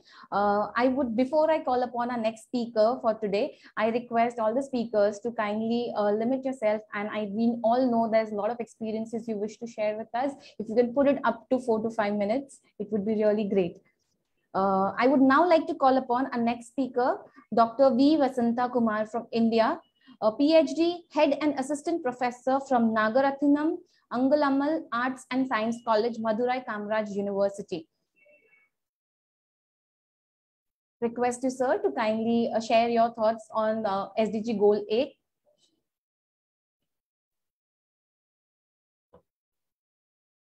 You are on mute, sir.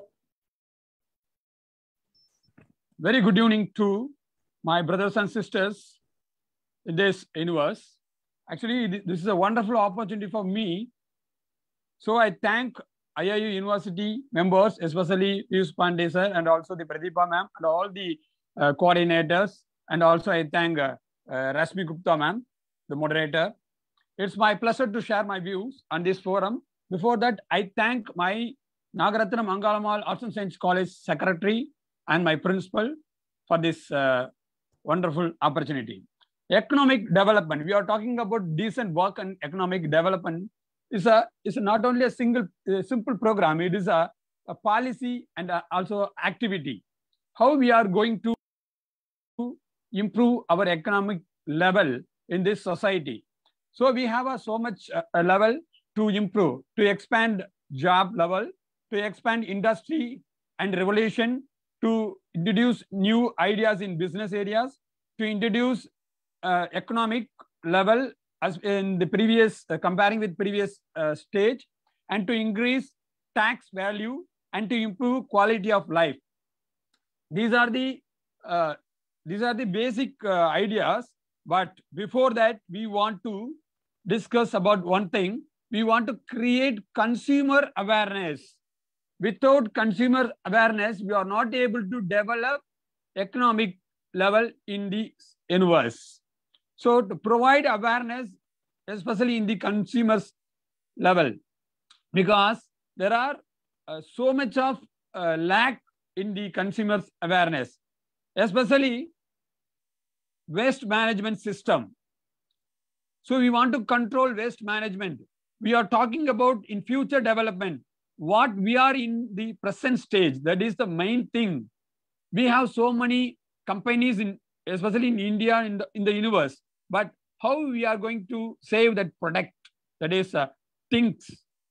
For example, a man need 5 banana for his family. He have only 5 members, but he is going to buy 12 bananas. But what about the next 7? If he enough for the 5 or 7, what about the other bananas? He is going to waste. So we want to create that consumer awareness in the basic level. So that I have a little idea to share through my views. We want to create awareness in the school level. For example, we have the NSS, National Service Schemes, Youth Red Cross Society, and Red Ribbon Clubs in India, schools and colleges. But we are not having enough innovative clubs for the economics. We have only in the higher education level, only we have the subjects. But that subject is not enough for the development. So if we are going to make awareness in the high education level, we have a young minds. We know that the Vivekananda Ji and also the APJ Abdul Kalam need young minds to improve all the level of the industry. So we want to create the young entrepreneur. We want to boost an entrepreneur so that we have only one tool, that is education. Through the education only, we are going to improve that young minds. Through the young minds, we are going to develop economics, especially in the word decent work. How we are going to maintain the decent work? Need awareness. Without awareness, we are not able to build. This is not a simple thinking. It's a economic development. It's a building. It's a great. We want to build a biggest one. So that building need a cornerstones. Every cornerstone, we need some awareness because it's a simple thing. A man need a peaceful life. That peaceful life basically based on economic development. If I have a good salary, if my family have a good economic level, I'm very happy about in this society, very happy. So that we need a basic economics awareness. So that awareness only come from education. The ordinary man also need awareness. How that ordinary man need awareness? He is going to have awareness from his child. So my suggestion is to build awareness from the childhood, that is from the 6th standard onwards. We want to build economic awareness for our society. Then only we are going to have a young entrepreneur. We have so many plans, but at the same time we want to control, we want to reduce waste management system. We create high wage jobs, that is the high wage plans and jobs. We are going to introduce innovative companies. That is another thing. But awareness is very, very important. In the school level, in the college level, we are only teach what is economics, but we want to mold the students. We want to improve the students' minds, not only the students, say young minds. So we want to create economic clubs. If I'm a professor of English, I'm going to create a literary club to elevate literary knowledge to the students. The same thing we want to provide in the economic education. And we are going to provide stage of economic level 1 to only to agree. If my country is in a high level, how we are going to provide evidence? The first one is economic. Economic is one of the pillar of all those countries. So this is my suggestion. We want to control waste management. We want to introduce consumer awareness in the basic level. Thank you so much. Thank you so much, sir. Thank you. With this, thank you for sharing. It's simple that we have been preaching. Now it's time to practice.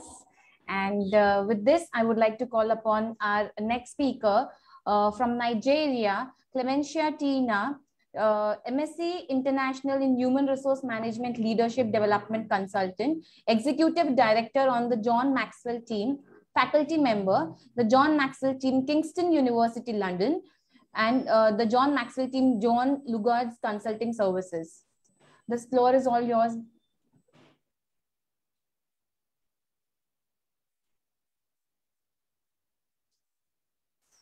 From Nigeria, Clemencia Tina.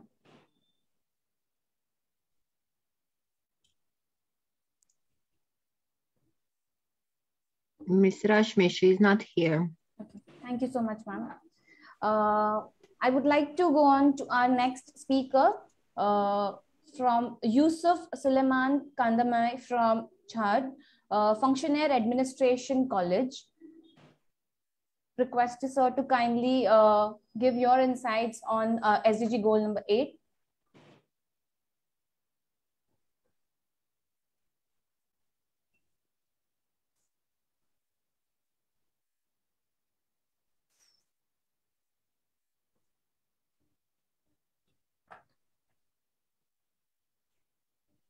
Mr. Yusuf.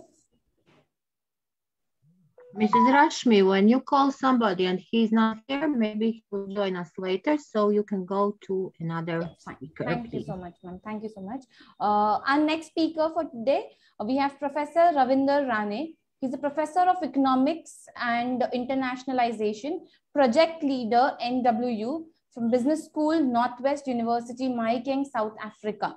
I request you, sir, to kindly take over the floor and share your insights on Sustainable Development Goal 8.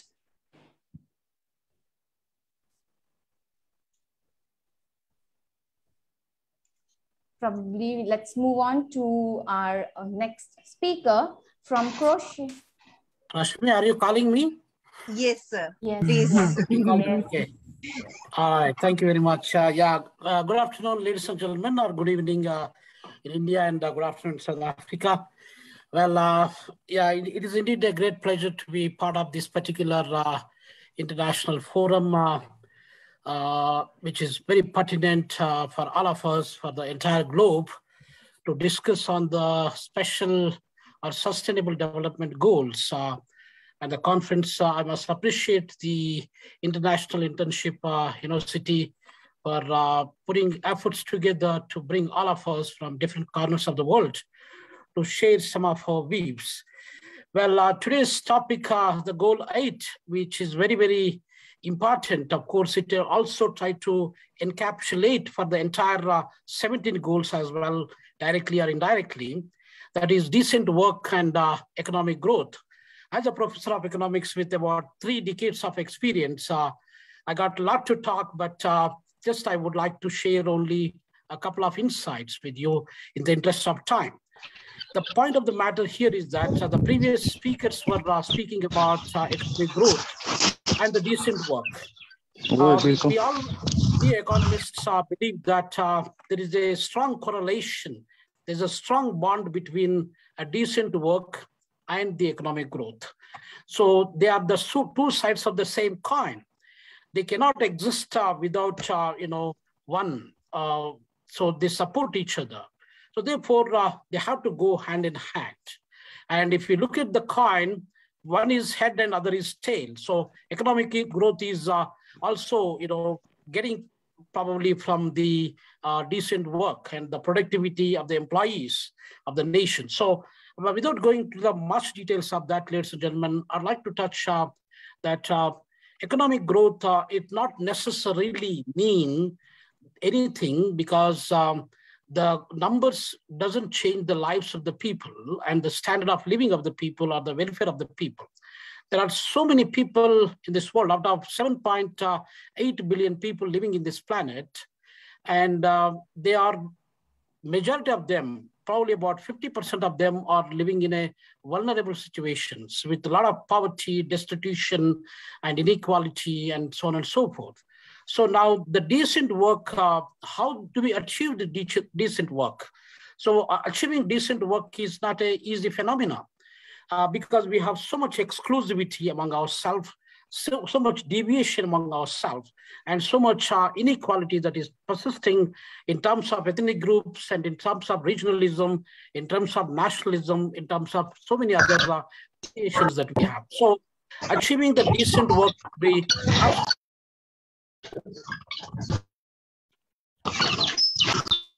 Can you able to hear me? Yes, yes, sir. Yes, so I was just trying to tell you that the decent work is not an easy phenomena because of the fact it is comprising of complex issues around. So, but again, how can we achieve please, Professor, please can you mute yourself? Please mute yourself.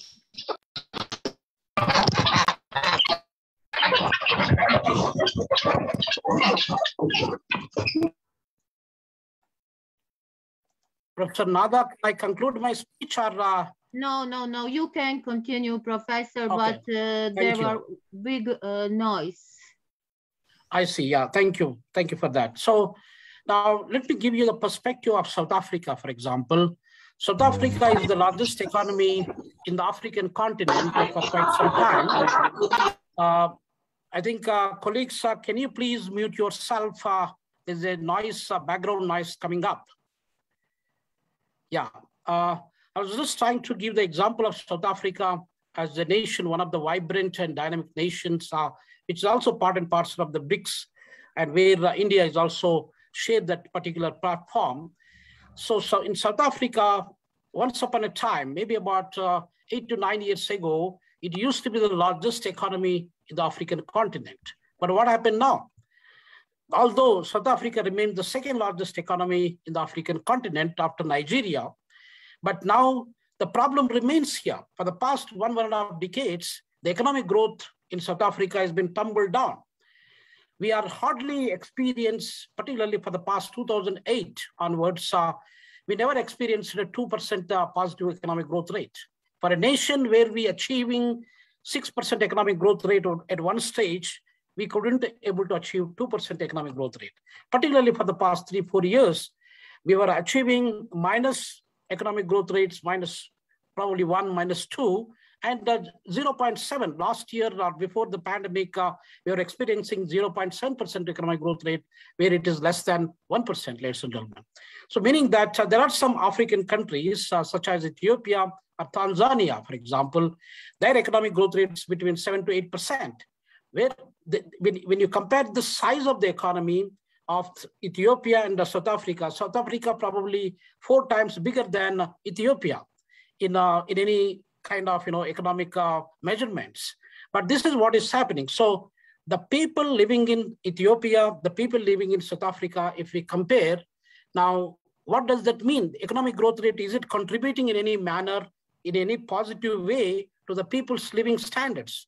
So I must say that no, because economic growth rate is just a number. And the number, it has to be that if we achieve economic growth rate with 10%, the 10% growth rate must be shared among the common people.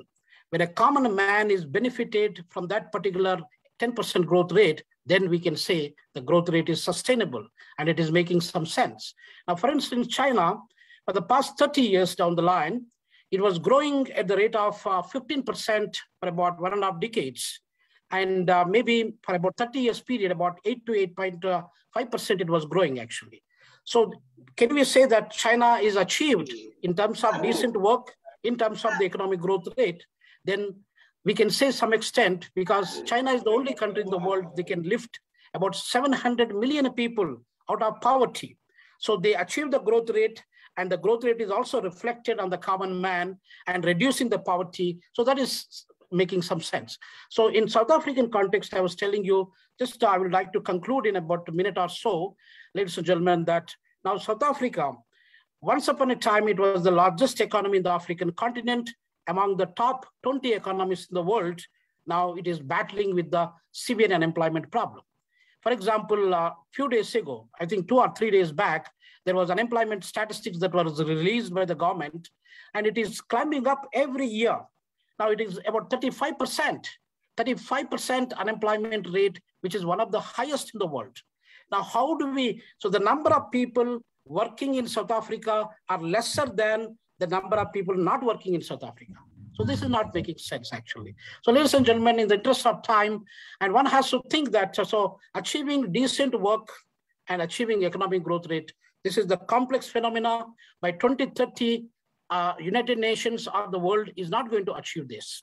Even in the coming 150 years down the line, unless and otherwise, all the countries in the world, they maintain the transparency, the accountability, and probably working with a holistic approach, achieving this goal in the coming few years' time, 2030, is absolutely impossible. So it may take even 150 to 200 years to achieve this goal number 8. So with this few remarks from my side, ladies and gentlemen, I'd like to conclude by saying thanks to the International University of Internship University, and I'm also the country director of South Africa. So it's always happy to share the platform with you. Thank you, one and all. Thank you so much, sir. Thank you. And there are a lot of insights, I think so. Easy connectivity, because we all are on the same platform to work on it. With this, I would like to call upon our next speaker from Croatia, Zelko. Again, extremely sorry if the pronunciation goes incorrect. It's Iiu-Isdgc from Croatia, and he's graduated from Faculty of Science in Split and works as a professor of informatics and computer science at the Ban Joseph Jalak Secondary Vocational School in Sinch. Regularly participates with his students in country and computer science competitions, the International Beaver Competition, and European Coding Week. I think so, sir, there's a lot of work that you have contributed in the field of education. He's worked as a lecturer for the Integral University at Zagreb, and now for the Semaphore Adult Education Center in Sinch. He's also an initiator and participant in several humanitarian activities inside and outside the school, numerous projects associated with him, and he's a technical editor of the school online magazine Brainstorm. I hand over the platform to you, sir, to share your views on this topic for today. Thank you, Rashmi. Greetings to everyone from Croatia, and especially big greetings to the moderator and my colleague Nada. Thank you, Nada, for the invitation to speak at this conference. Today I will present about the digital economy, and please permission Nada to share the screen. Željko, you can share the screen. Thanks.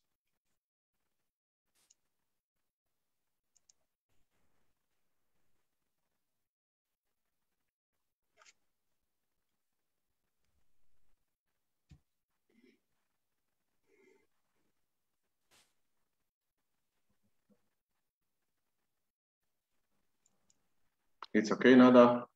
Yes, it's okay. Okay.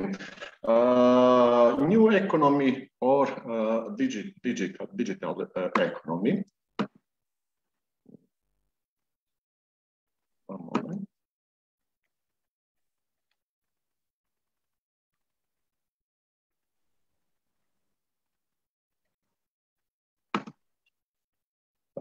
The beginning of the digital economy.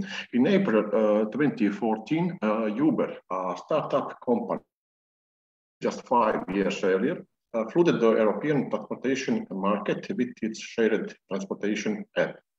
With a simple mobile app and a few algorithms, anyone can now become a taxi driver without any training, without paying taxes or social security contribution. and without regulatory restrictions. The revolution, not only in the scientific community, but also in politics and in the world of work, was symbolized by the very penetration of Uber into the passenger transport sector. This symbolizes the end of wage labor, the full liberalization of services, and the expansion of global competition. This will be the end of one social model because there are no more labor laws or regulation on working hours. No more working hours or offices. There are no dismissal procedures and no more collective labor activities. The Financial Times in 2015 writes, this phenomenon is a symbol of a complete break with the previous practice. So today we are talking about Uberization. Companies are afraid to become Uberized. From taxi drivers to television networks, from filmmakers to restaurants and banks. The ways individuals and companies do business are changing so fast that many companies are barely keeping up. What is the digital economy? It is an economy based on technological innovation and an economy for which data is the basic raw material. Technological innovation and data have become major drivers of the digital economy and future economic growth. What enabled the development of the digital economy? Development of the internet and high-speed network, big data, connecting large amounts of usable, commercial, personal, and geographical data via internet platforms. The explosion of new forms of mobile device, mobile phones, tablets, which enable consumers, workers, and service providers to access the mobile internet at any time and in any place. The result of such trends, disappearance of borders and distance thanks to networks, creating new raw materials, data, the platforms, companies, and beginners can use directly, erasing the boundaries between the workplace, resting place, or home.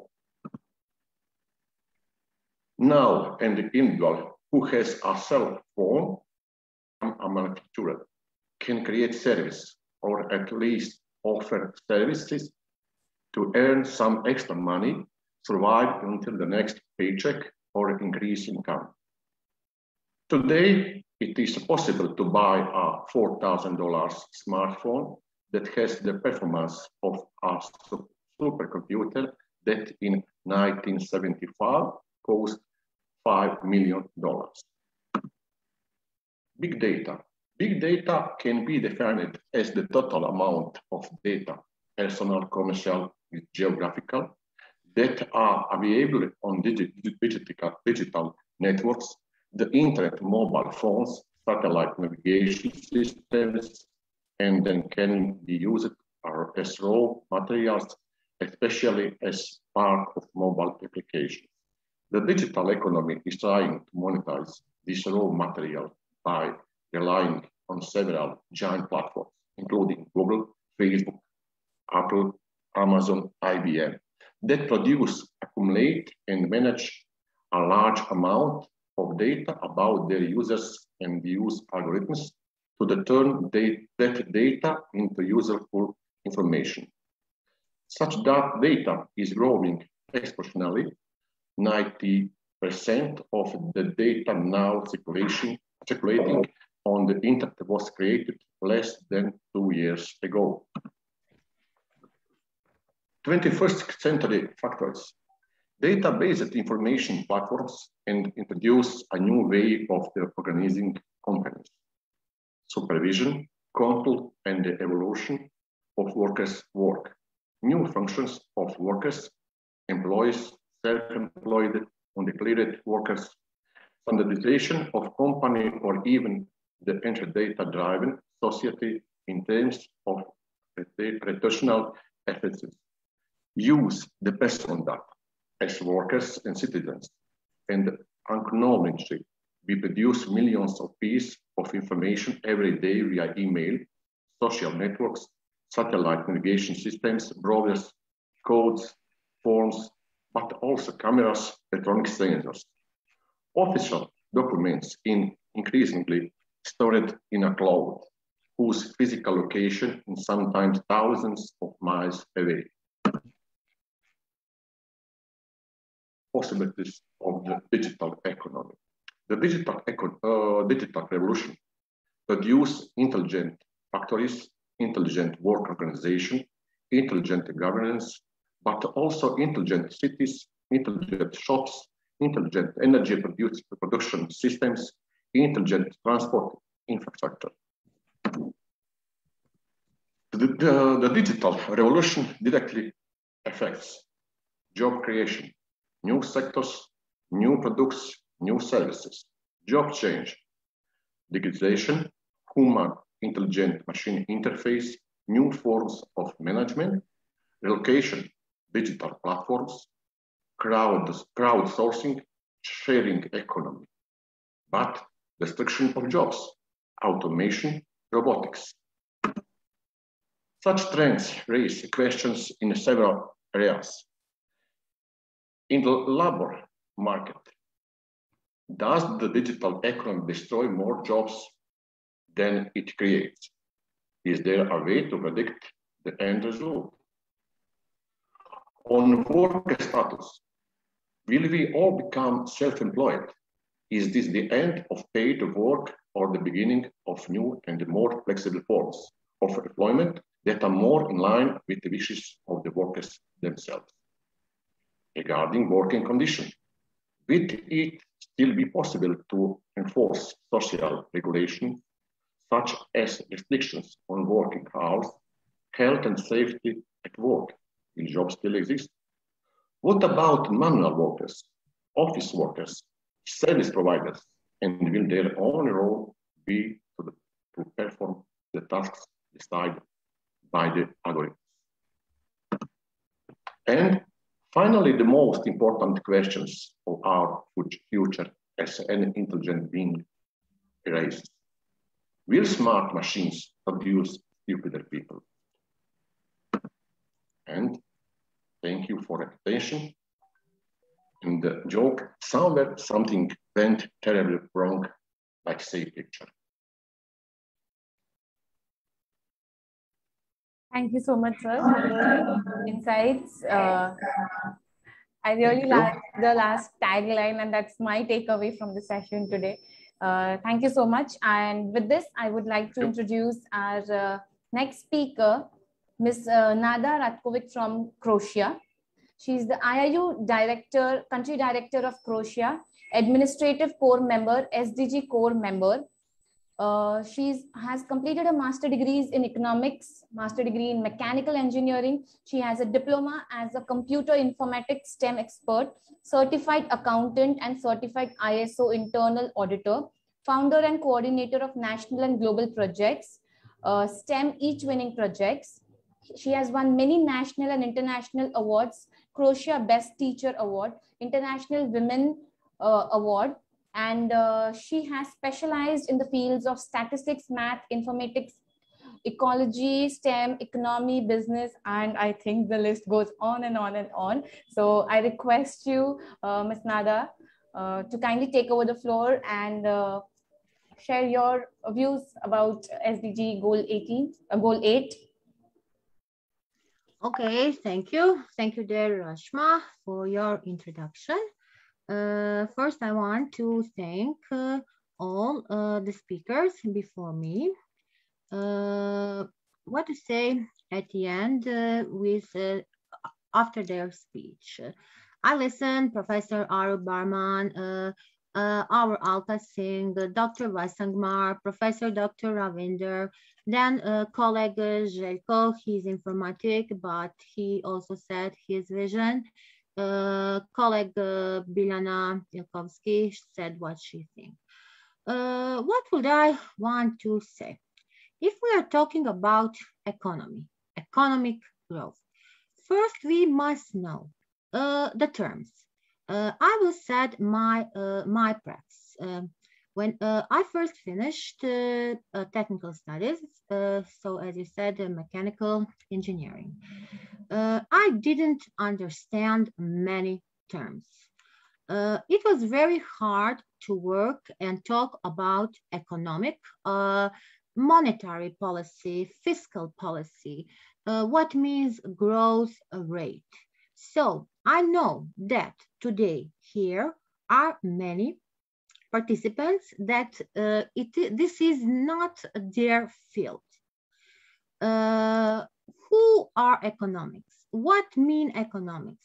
I will start from mainstream economics. What means mainstream economics? I can say that we have micro and macro, but more of us economics are the mainstream economics. What that mean? It means that we can describe the school of economics through orthodox minds, and then we have many ideas in the economy.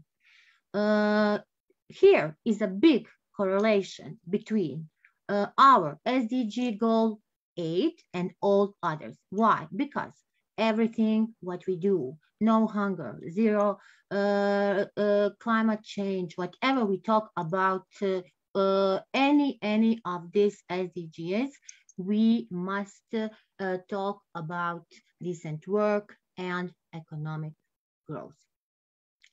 What about the situation in the world? We heard from Africa, we heard from India, we heard from the global level. What about the situation in my country? What it means GDP, what means growth rate? In Croatia, everybody thinks that we are a high level development country, but our growth rate is average 0.5%. And I can say that it reached more, I must admit, that reached more than 6%. This situation with COVID make many problems. And how can we talk today about this topic if we are not going, if we are not growing? So we economics are the key people in this society. We must make changes. We must make changes first, and then everybody can do that, achieve our ideas, our visions, our missions. What is essential for people? What is essential for recovery? We are the people who have kept the world running through this COVID-19. We must background our communities at the global economy.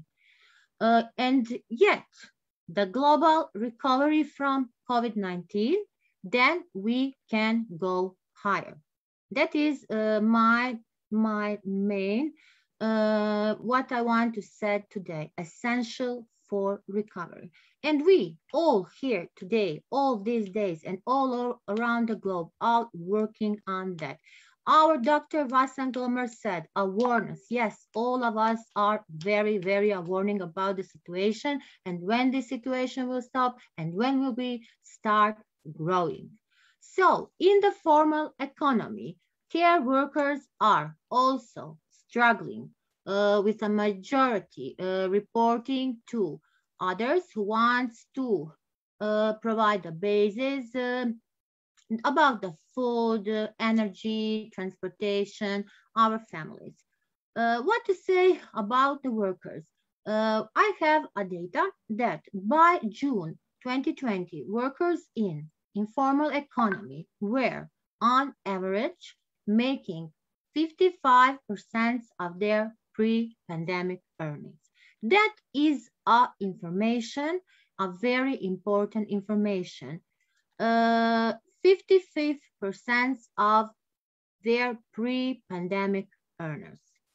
61% of workers globally work in informal economy, as I said. And these workers just has a significant position of their income with the pandemic. So we must here all pray to God that this situation must start, because if it continues, there will be no more entrepreneurs. And how can we talk about entrepreneurship? Here on this global, when we look on these platforms, organizations, universities, everybody today is fighting for their revenue. Why? Because he is awareness, and he knows that this situation today, if you don't fight for that, there will be no revenue. I don't want to talk about theoretics or some things.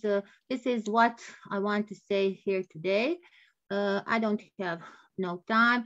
I also very sorry that Mrs. Alka didn't finish her minds, Professor Ara Barman, Dr. Vaisangar, and all today big economics here on this platform. So we will have a chance very soon to present again on one of our, but then on the scientific way. We will make that, we will make our researchers, and then we will present that with numbers. Thank you so much on your attention. Thank you so much, Ms. Nada, for sharing your insights. And I really feel that every accomplishment starts with the decision to try. And we at IIU, with the 17-day conference, are set to achieve the targets very soon. Okay, let me share with you about something very interesting. It's about the Golden Book of Earth. Golden Book of the Earth will comprise the research, innovations, experience stories, articles by the 101 great educators who have inspired the world. It will be the Wikipedia of knowledge. In these tough times of pandemic, educators all over the globe are putting in their best to provide education to every learner despite various hurdles. It is the first Golden Book on the Earth describing the expressions of the educators, which will make the history, will be published by international PR and research publishing house IIU UK. It is a great opportunity for each one in the sector of education, the educators, principals, teachers, edu leaders to express themselves. Be the change that you wish to see in the world by sending your nomination. Just grab the opportunity and be one of the 101 global educators who have inspired the world. And the last date for submission is 20th September 2021. So before moving further, I would request all the participants to kindly switch on the cameras for the group photograph. Please, we must put here in the chat, I must put the link for the certificate, please. Don't leave yet. By the time you have your cameras on and we will be capturing the moment, I would like to introduce... Am I not speaking? Am I not giving my speak? I would like to introduce the co-founder of IIU. We have one person who has the vision, the thought, the idea behind a successful venture and organization. And if we talk about the man behind the success of IIU, it's our beloved co-founder of IIU, Mr. Iiu-Isdgc Pandit. Any words would be less for him, and thus I am sharing with you a small video to give all of us an insight into his journey and his life.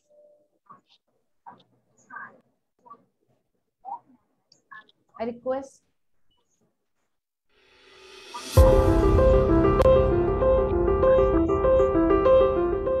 Iiu-Isdgc Pandit was born on 27th July 1987 in Pratapgarh, Uttar Pradesh, in a middle-class family.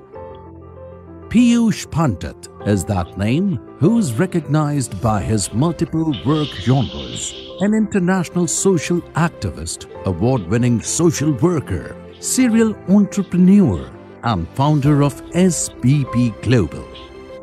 He has determined his destiny by having trust in him and Almighty God.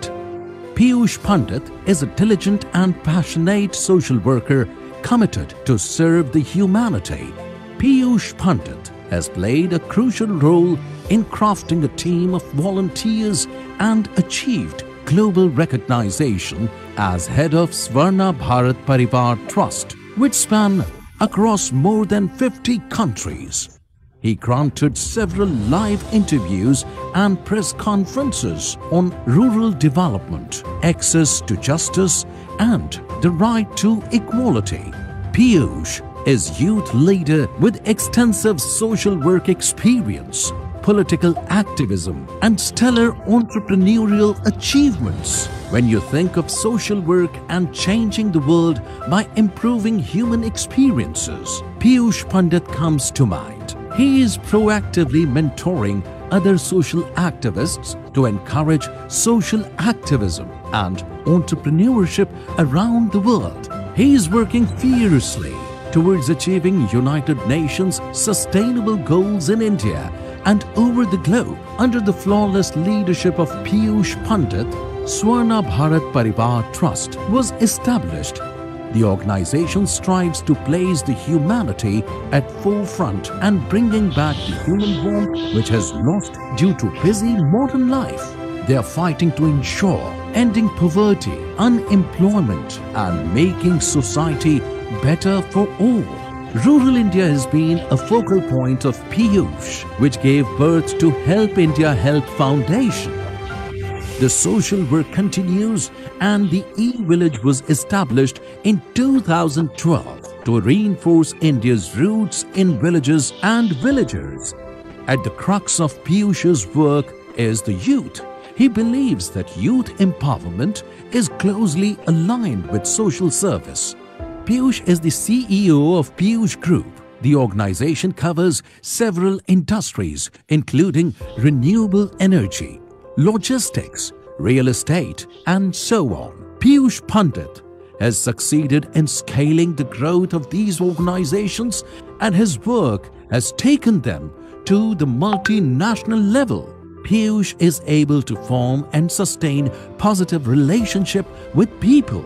He has received a plethora of awards and recognitions in 2018 with India's Great Leader Award, India Star Book of Records in 2019, GTF World Summit Bangkok 2019, Volunteer Hero, Abad Samman Samaroh, Blood Donation Award, Environmental Sentinel Award, Yuva Gaurav Samman, and Literature Confluence Award. Iiu-Isdgc Pandit believes in the philosophy of growing together. His slogan is, "Let's grow together and create tomorrow's entrepreneur." He has the vision to create a society that is based on freedom, equality, solidarity, diversity, and fairness.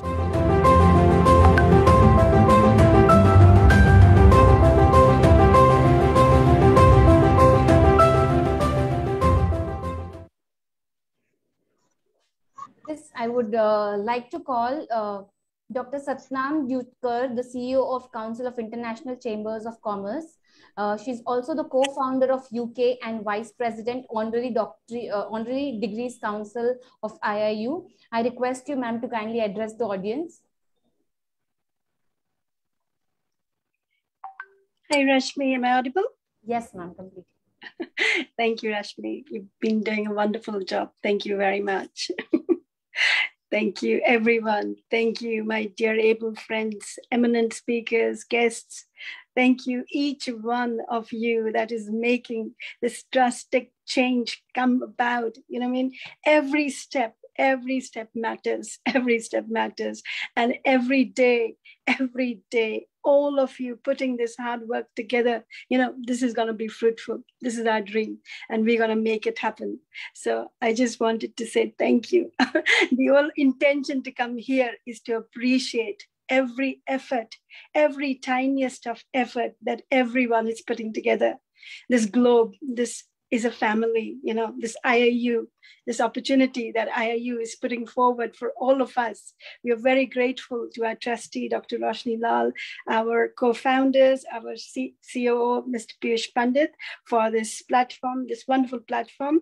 Our other co-founders, Mona, Jack Williams, Steve, our country head, Nada, our country head, Dr. Kevin, Professor Charles, our advisory board, Pratibha Mishra ji, our head of sustainability department, Kalyani Rao, and we've got such other remarkable people, Rabia ji, Dipshika, everyone there toiling, God knows how much. I see it, I see how they work, and I'm so grateful for making it happen. So like I said, I only come here to thank everyone, because without each one of you, this will not exist and this will not happen. Thank you, Karina, as well. We've created today a women empowerment group for IIU, and we're so proud already. I think we got 200 plus members there. So thank you, ladies. You're doing such a wonderful job. And Professor Charles, I'm so sorry to say that. That's a women's group, and we were not trying to be rude to say we can't have you there.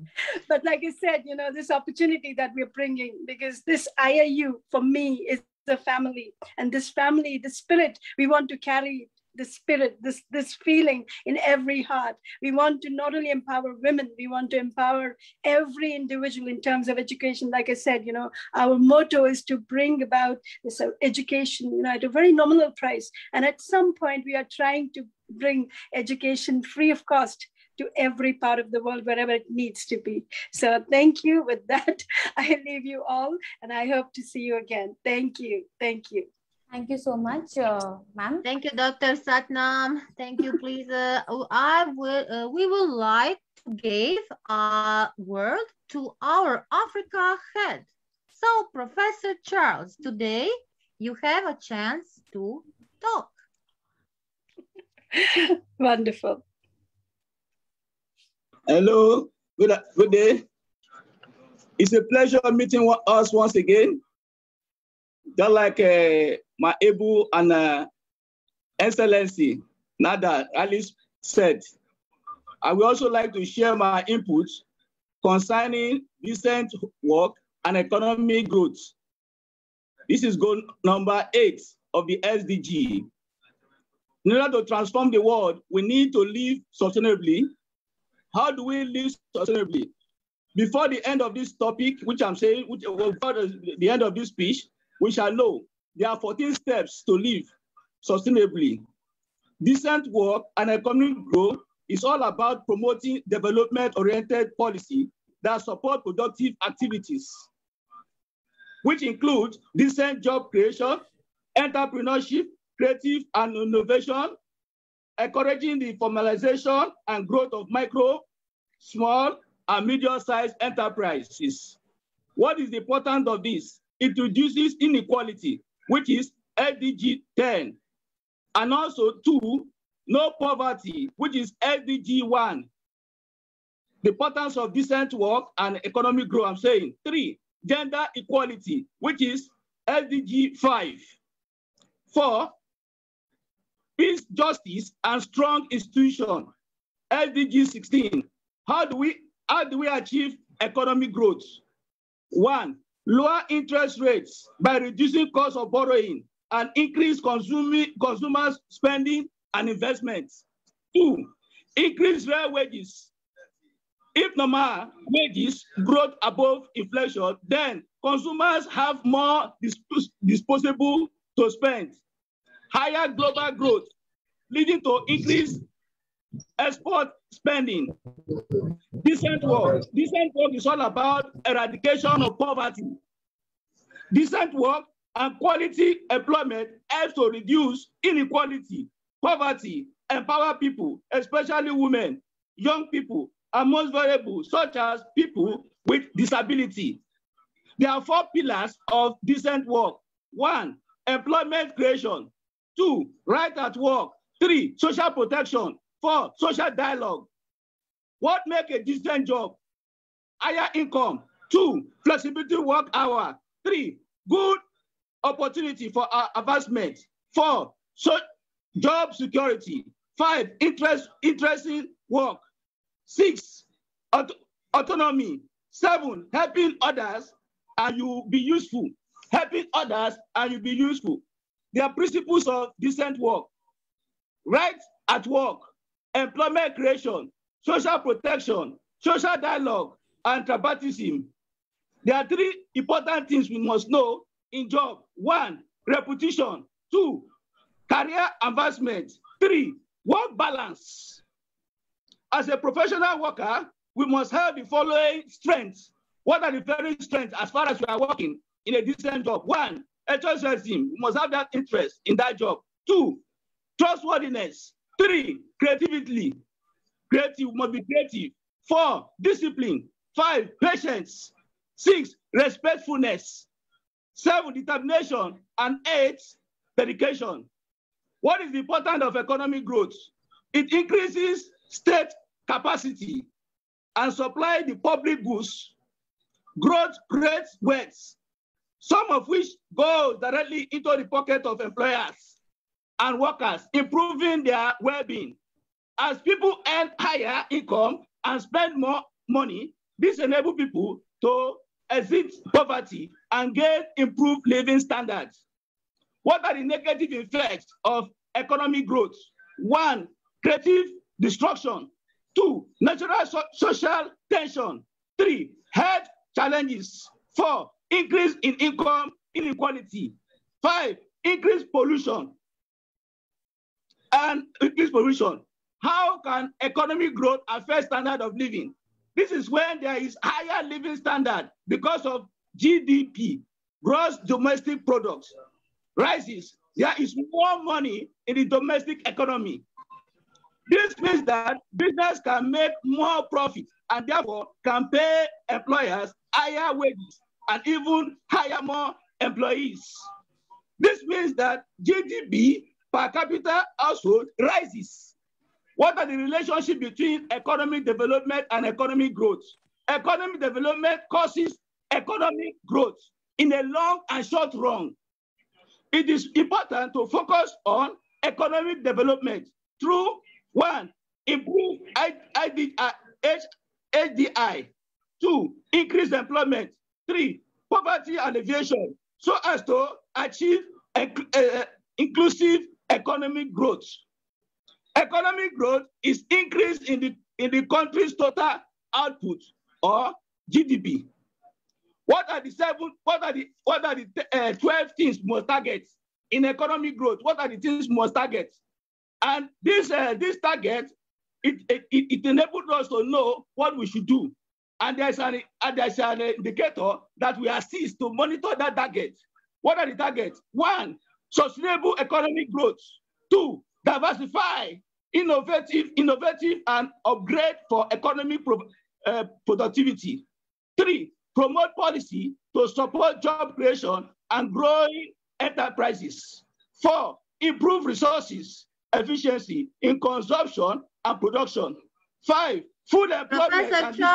Professor Charles, can you speak a little slower because you are a very passionate man and people don't understand now. They are writing to speak a little slow. We think that you gave us your opinion, your thoughts. So maybe if anybody wants to ask something, our speakers or something like that. Professor Charles, did I interrupt you, please? Are you finished? Or Okay, let me conclude then. Let me conclude. Okay, thank you. Let me conclude. In my conclusion, we look at, I said the other time, there are 14 steps we must do so as to make sure that we are able to have that sustainability, which is we should avoid eating of meat. We should also use a reusable alternative. Instead of using plastic, use the alternative. 3, we go paperless by avoiding wasting paper, receiving letters via email, and if necessary, we print, if necessary. 4, save energy. 5, the use of renewable energy. Recycling of used should be emphasized. And grow you, what you produce, you try to grow it. Every fruit you have, everything you have, try to grow it, have it your own. You might go and buy it, and maybe there's chemical there which you affect and harm the environment. Also, we should try as much as donating on use item, whatever thing we need or we have, we should donate it as far as we are not using it.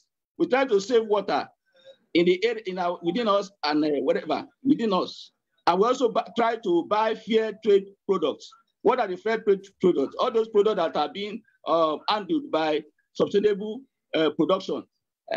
11, we should try as much as drive less. Instead of driving, we use bike or we use transport, public transport, in order to avoid that, to reduce that greenhouse gas emission. And also we should not waste food, wasting food, leftover food. We should not waste it. We should use it for our farming, or we save it, we safeguard it. And wearing of sustainable clothes that are not that so expensive, we try to wear it. And also use of economic friendly cleaning products. We try to have that. So having all this area, it calls for us to re-examine ourselves, making sure that we are doing the right thing. And to do the right thing, if we cannot do it alone, we need the assistance of God to help us in actualizing it. We are going to 2030, things will be normalized, everything will be fine. That's why we are working. We are doing our own awareness, creating that awareness, making some changes, trying to make sure our dignity, we respect our dignity. And most of the things we are doing, we should do them well, so that when it comes to that 2030, we'll be very happy and everybody will be okay. So thank you very much. It's a pleasure giving me this opportunity, even though you have forgotten me. But thank God that you called me on board. I still have many, but I thank God that I'm able to say one or two things. I appreciate you. Thank you very much. Thank you, Professor Charles. We appreciate your passion, and we appreciate even what we don't understand, we understand by your body language. Here we today have our Miss Parin Somani. So, Miss Parin Somani, the stage is yours. Parin ma'am, you're on mute.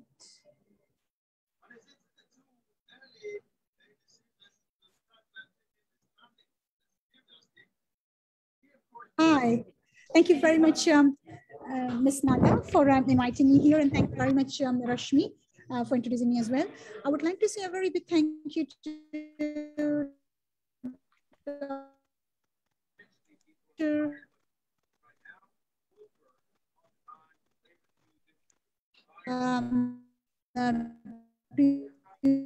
Pandit, founder and Harbi, group of the SDGs member of the training, development and implementation, and Dr. Prabhavati ji. As a core IIU core team members, and all the eminent speakers and all the colleagues and friends of IIU, all the esteemed speakers and organizing committee, to say a very big thank you for having me here. And it is a very amazing, and it is my privilege and my pleasure to be with you all today. That IIU have implemented an amazing initiative to raise awareness on the sustainable development goals, to educate students, to facilitate towards creating change. Thank you very much for all your hard work and all the participants that are engaging in promoting economic growth and decent work for every individuals in society through Sustainable Development Goal 8. It is only when workers have access to employment and they are productive in their position and the economics flourish and grows. We all know that the COVID-19 pandemic has affected employment opportunity globally through SDG Goal 8. A framework can follow through the implementation of a combination of policies which are aimed at promoting growth and productivity, but without harming the environment. It generates decent work that respects employees' rights. It follows an effective pathway towards an inclusive growth.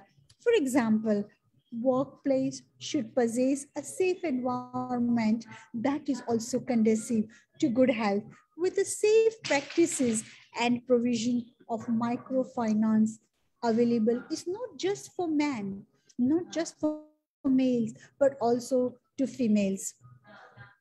The world desperately needs your energy and your leadership. So when we look after our world will look after us. Remember, act with integrity and be dependable and leave your mark in the world through service to society.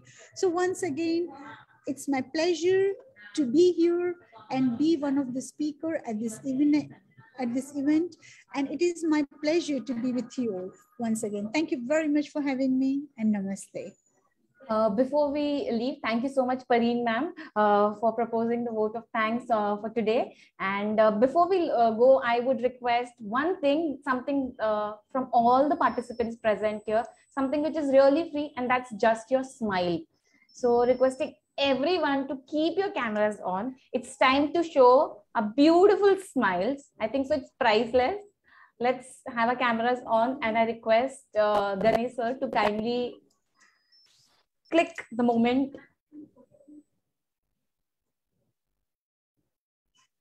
It could be broader, I think so.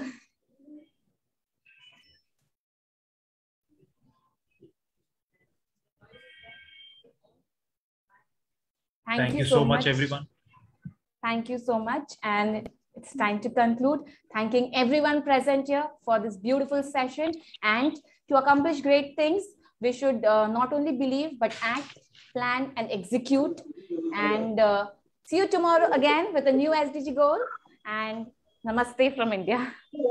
Thank you very much. Thank you very much. Thank you. God bless. Thank you, Anandal. Bye for now.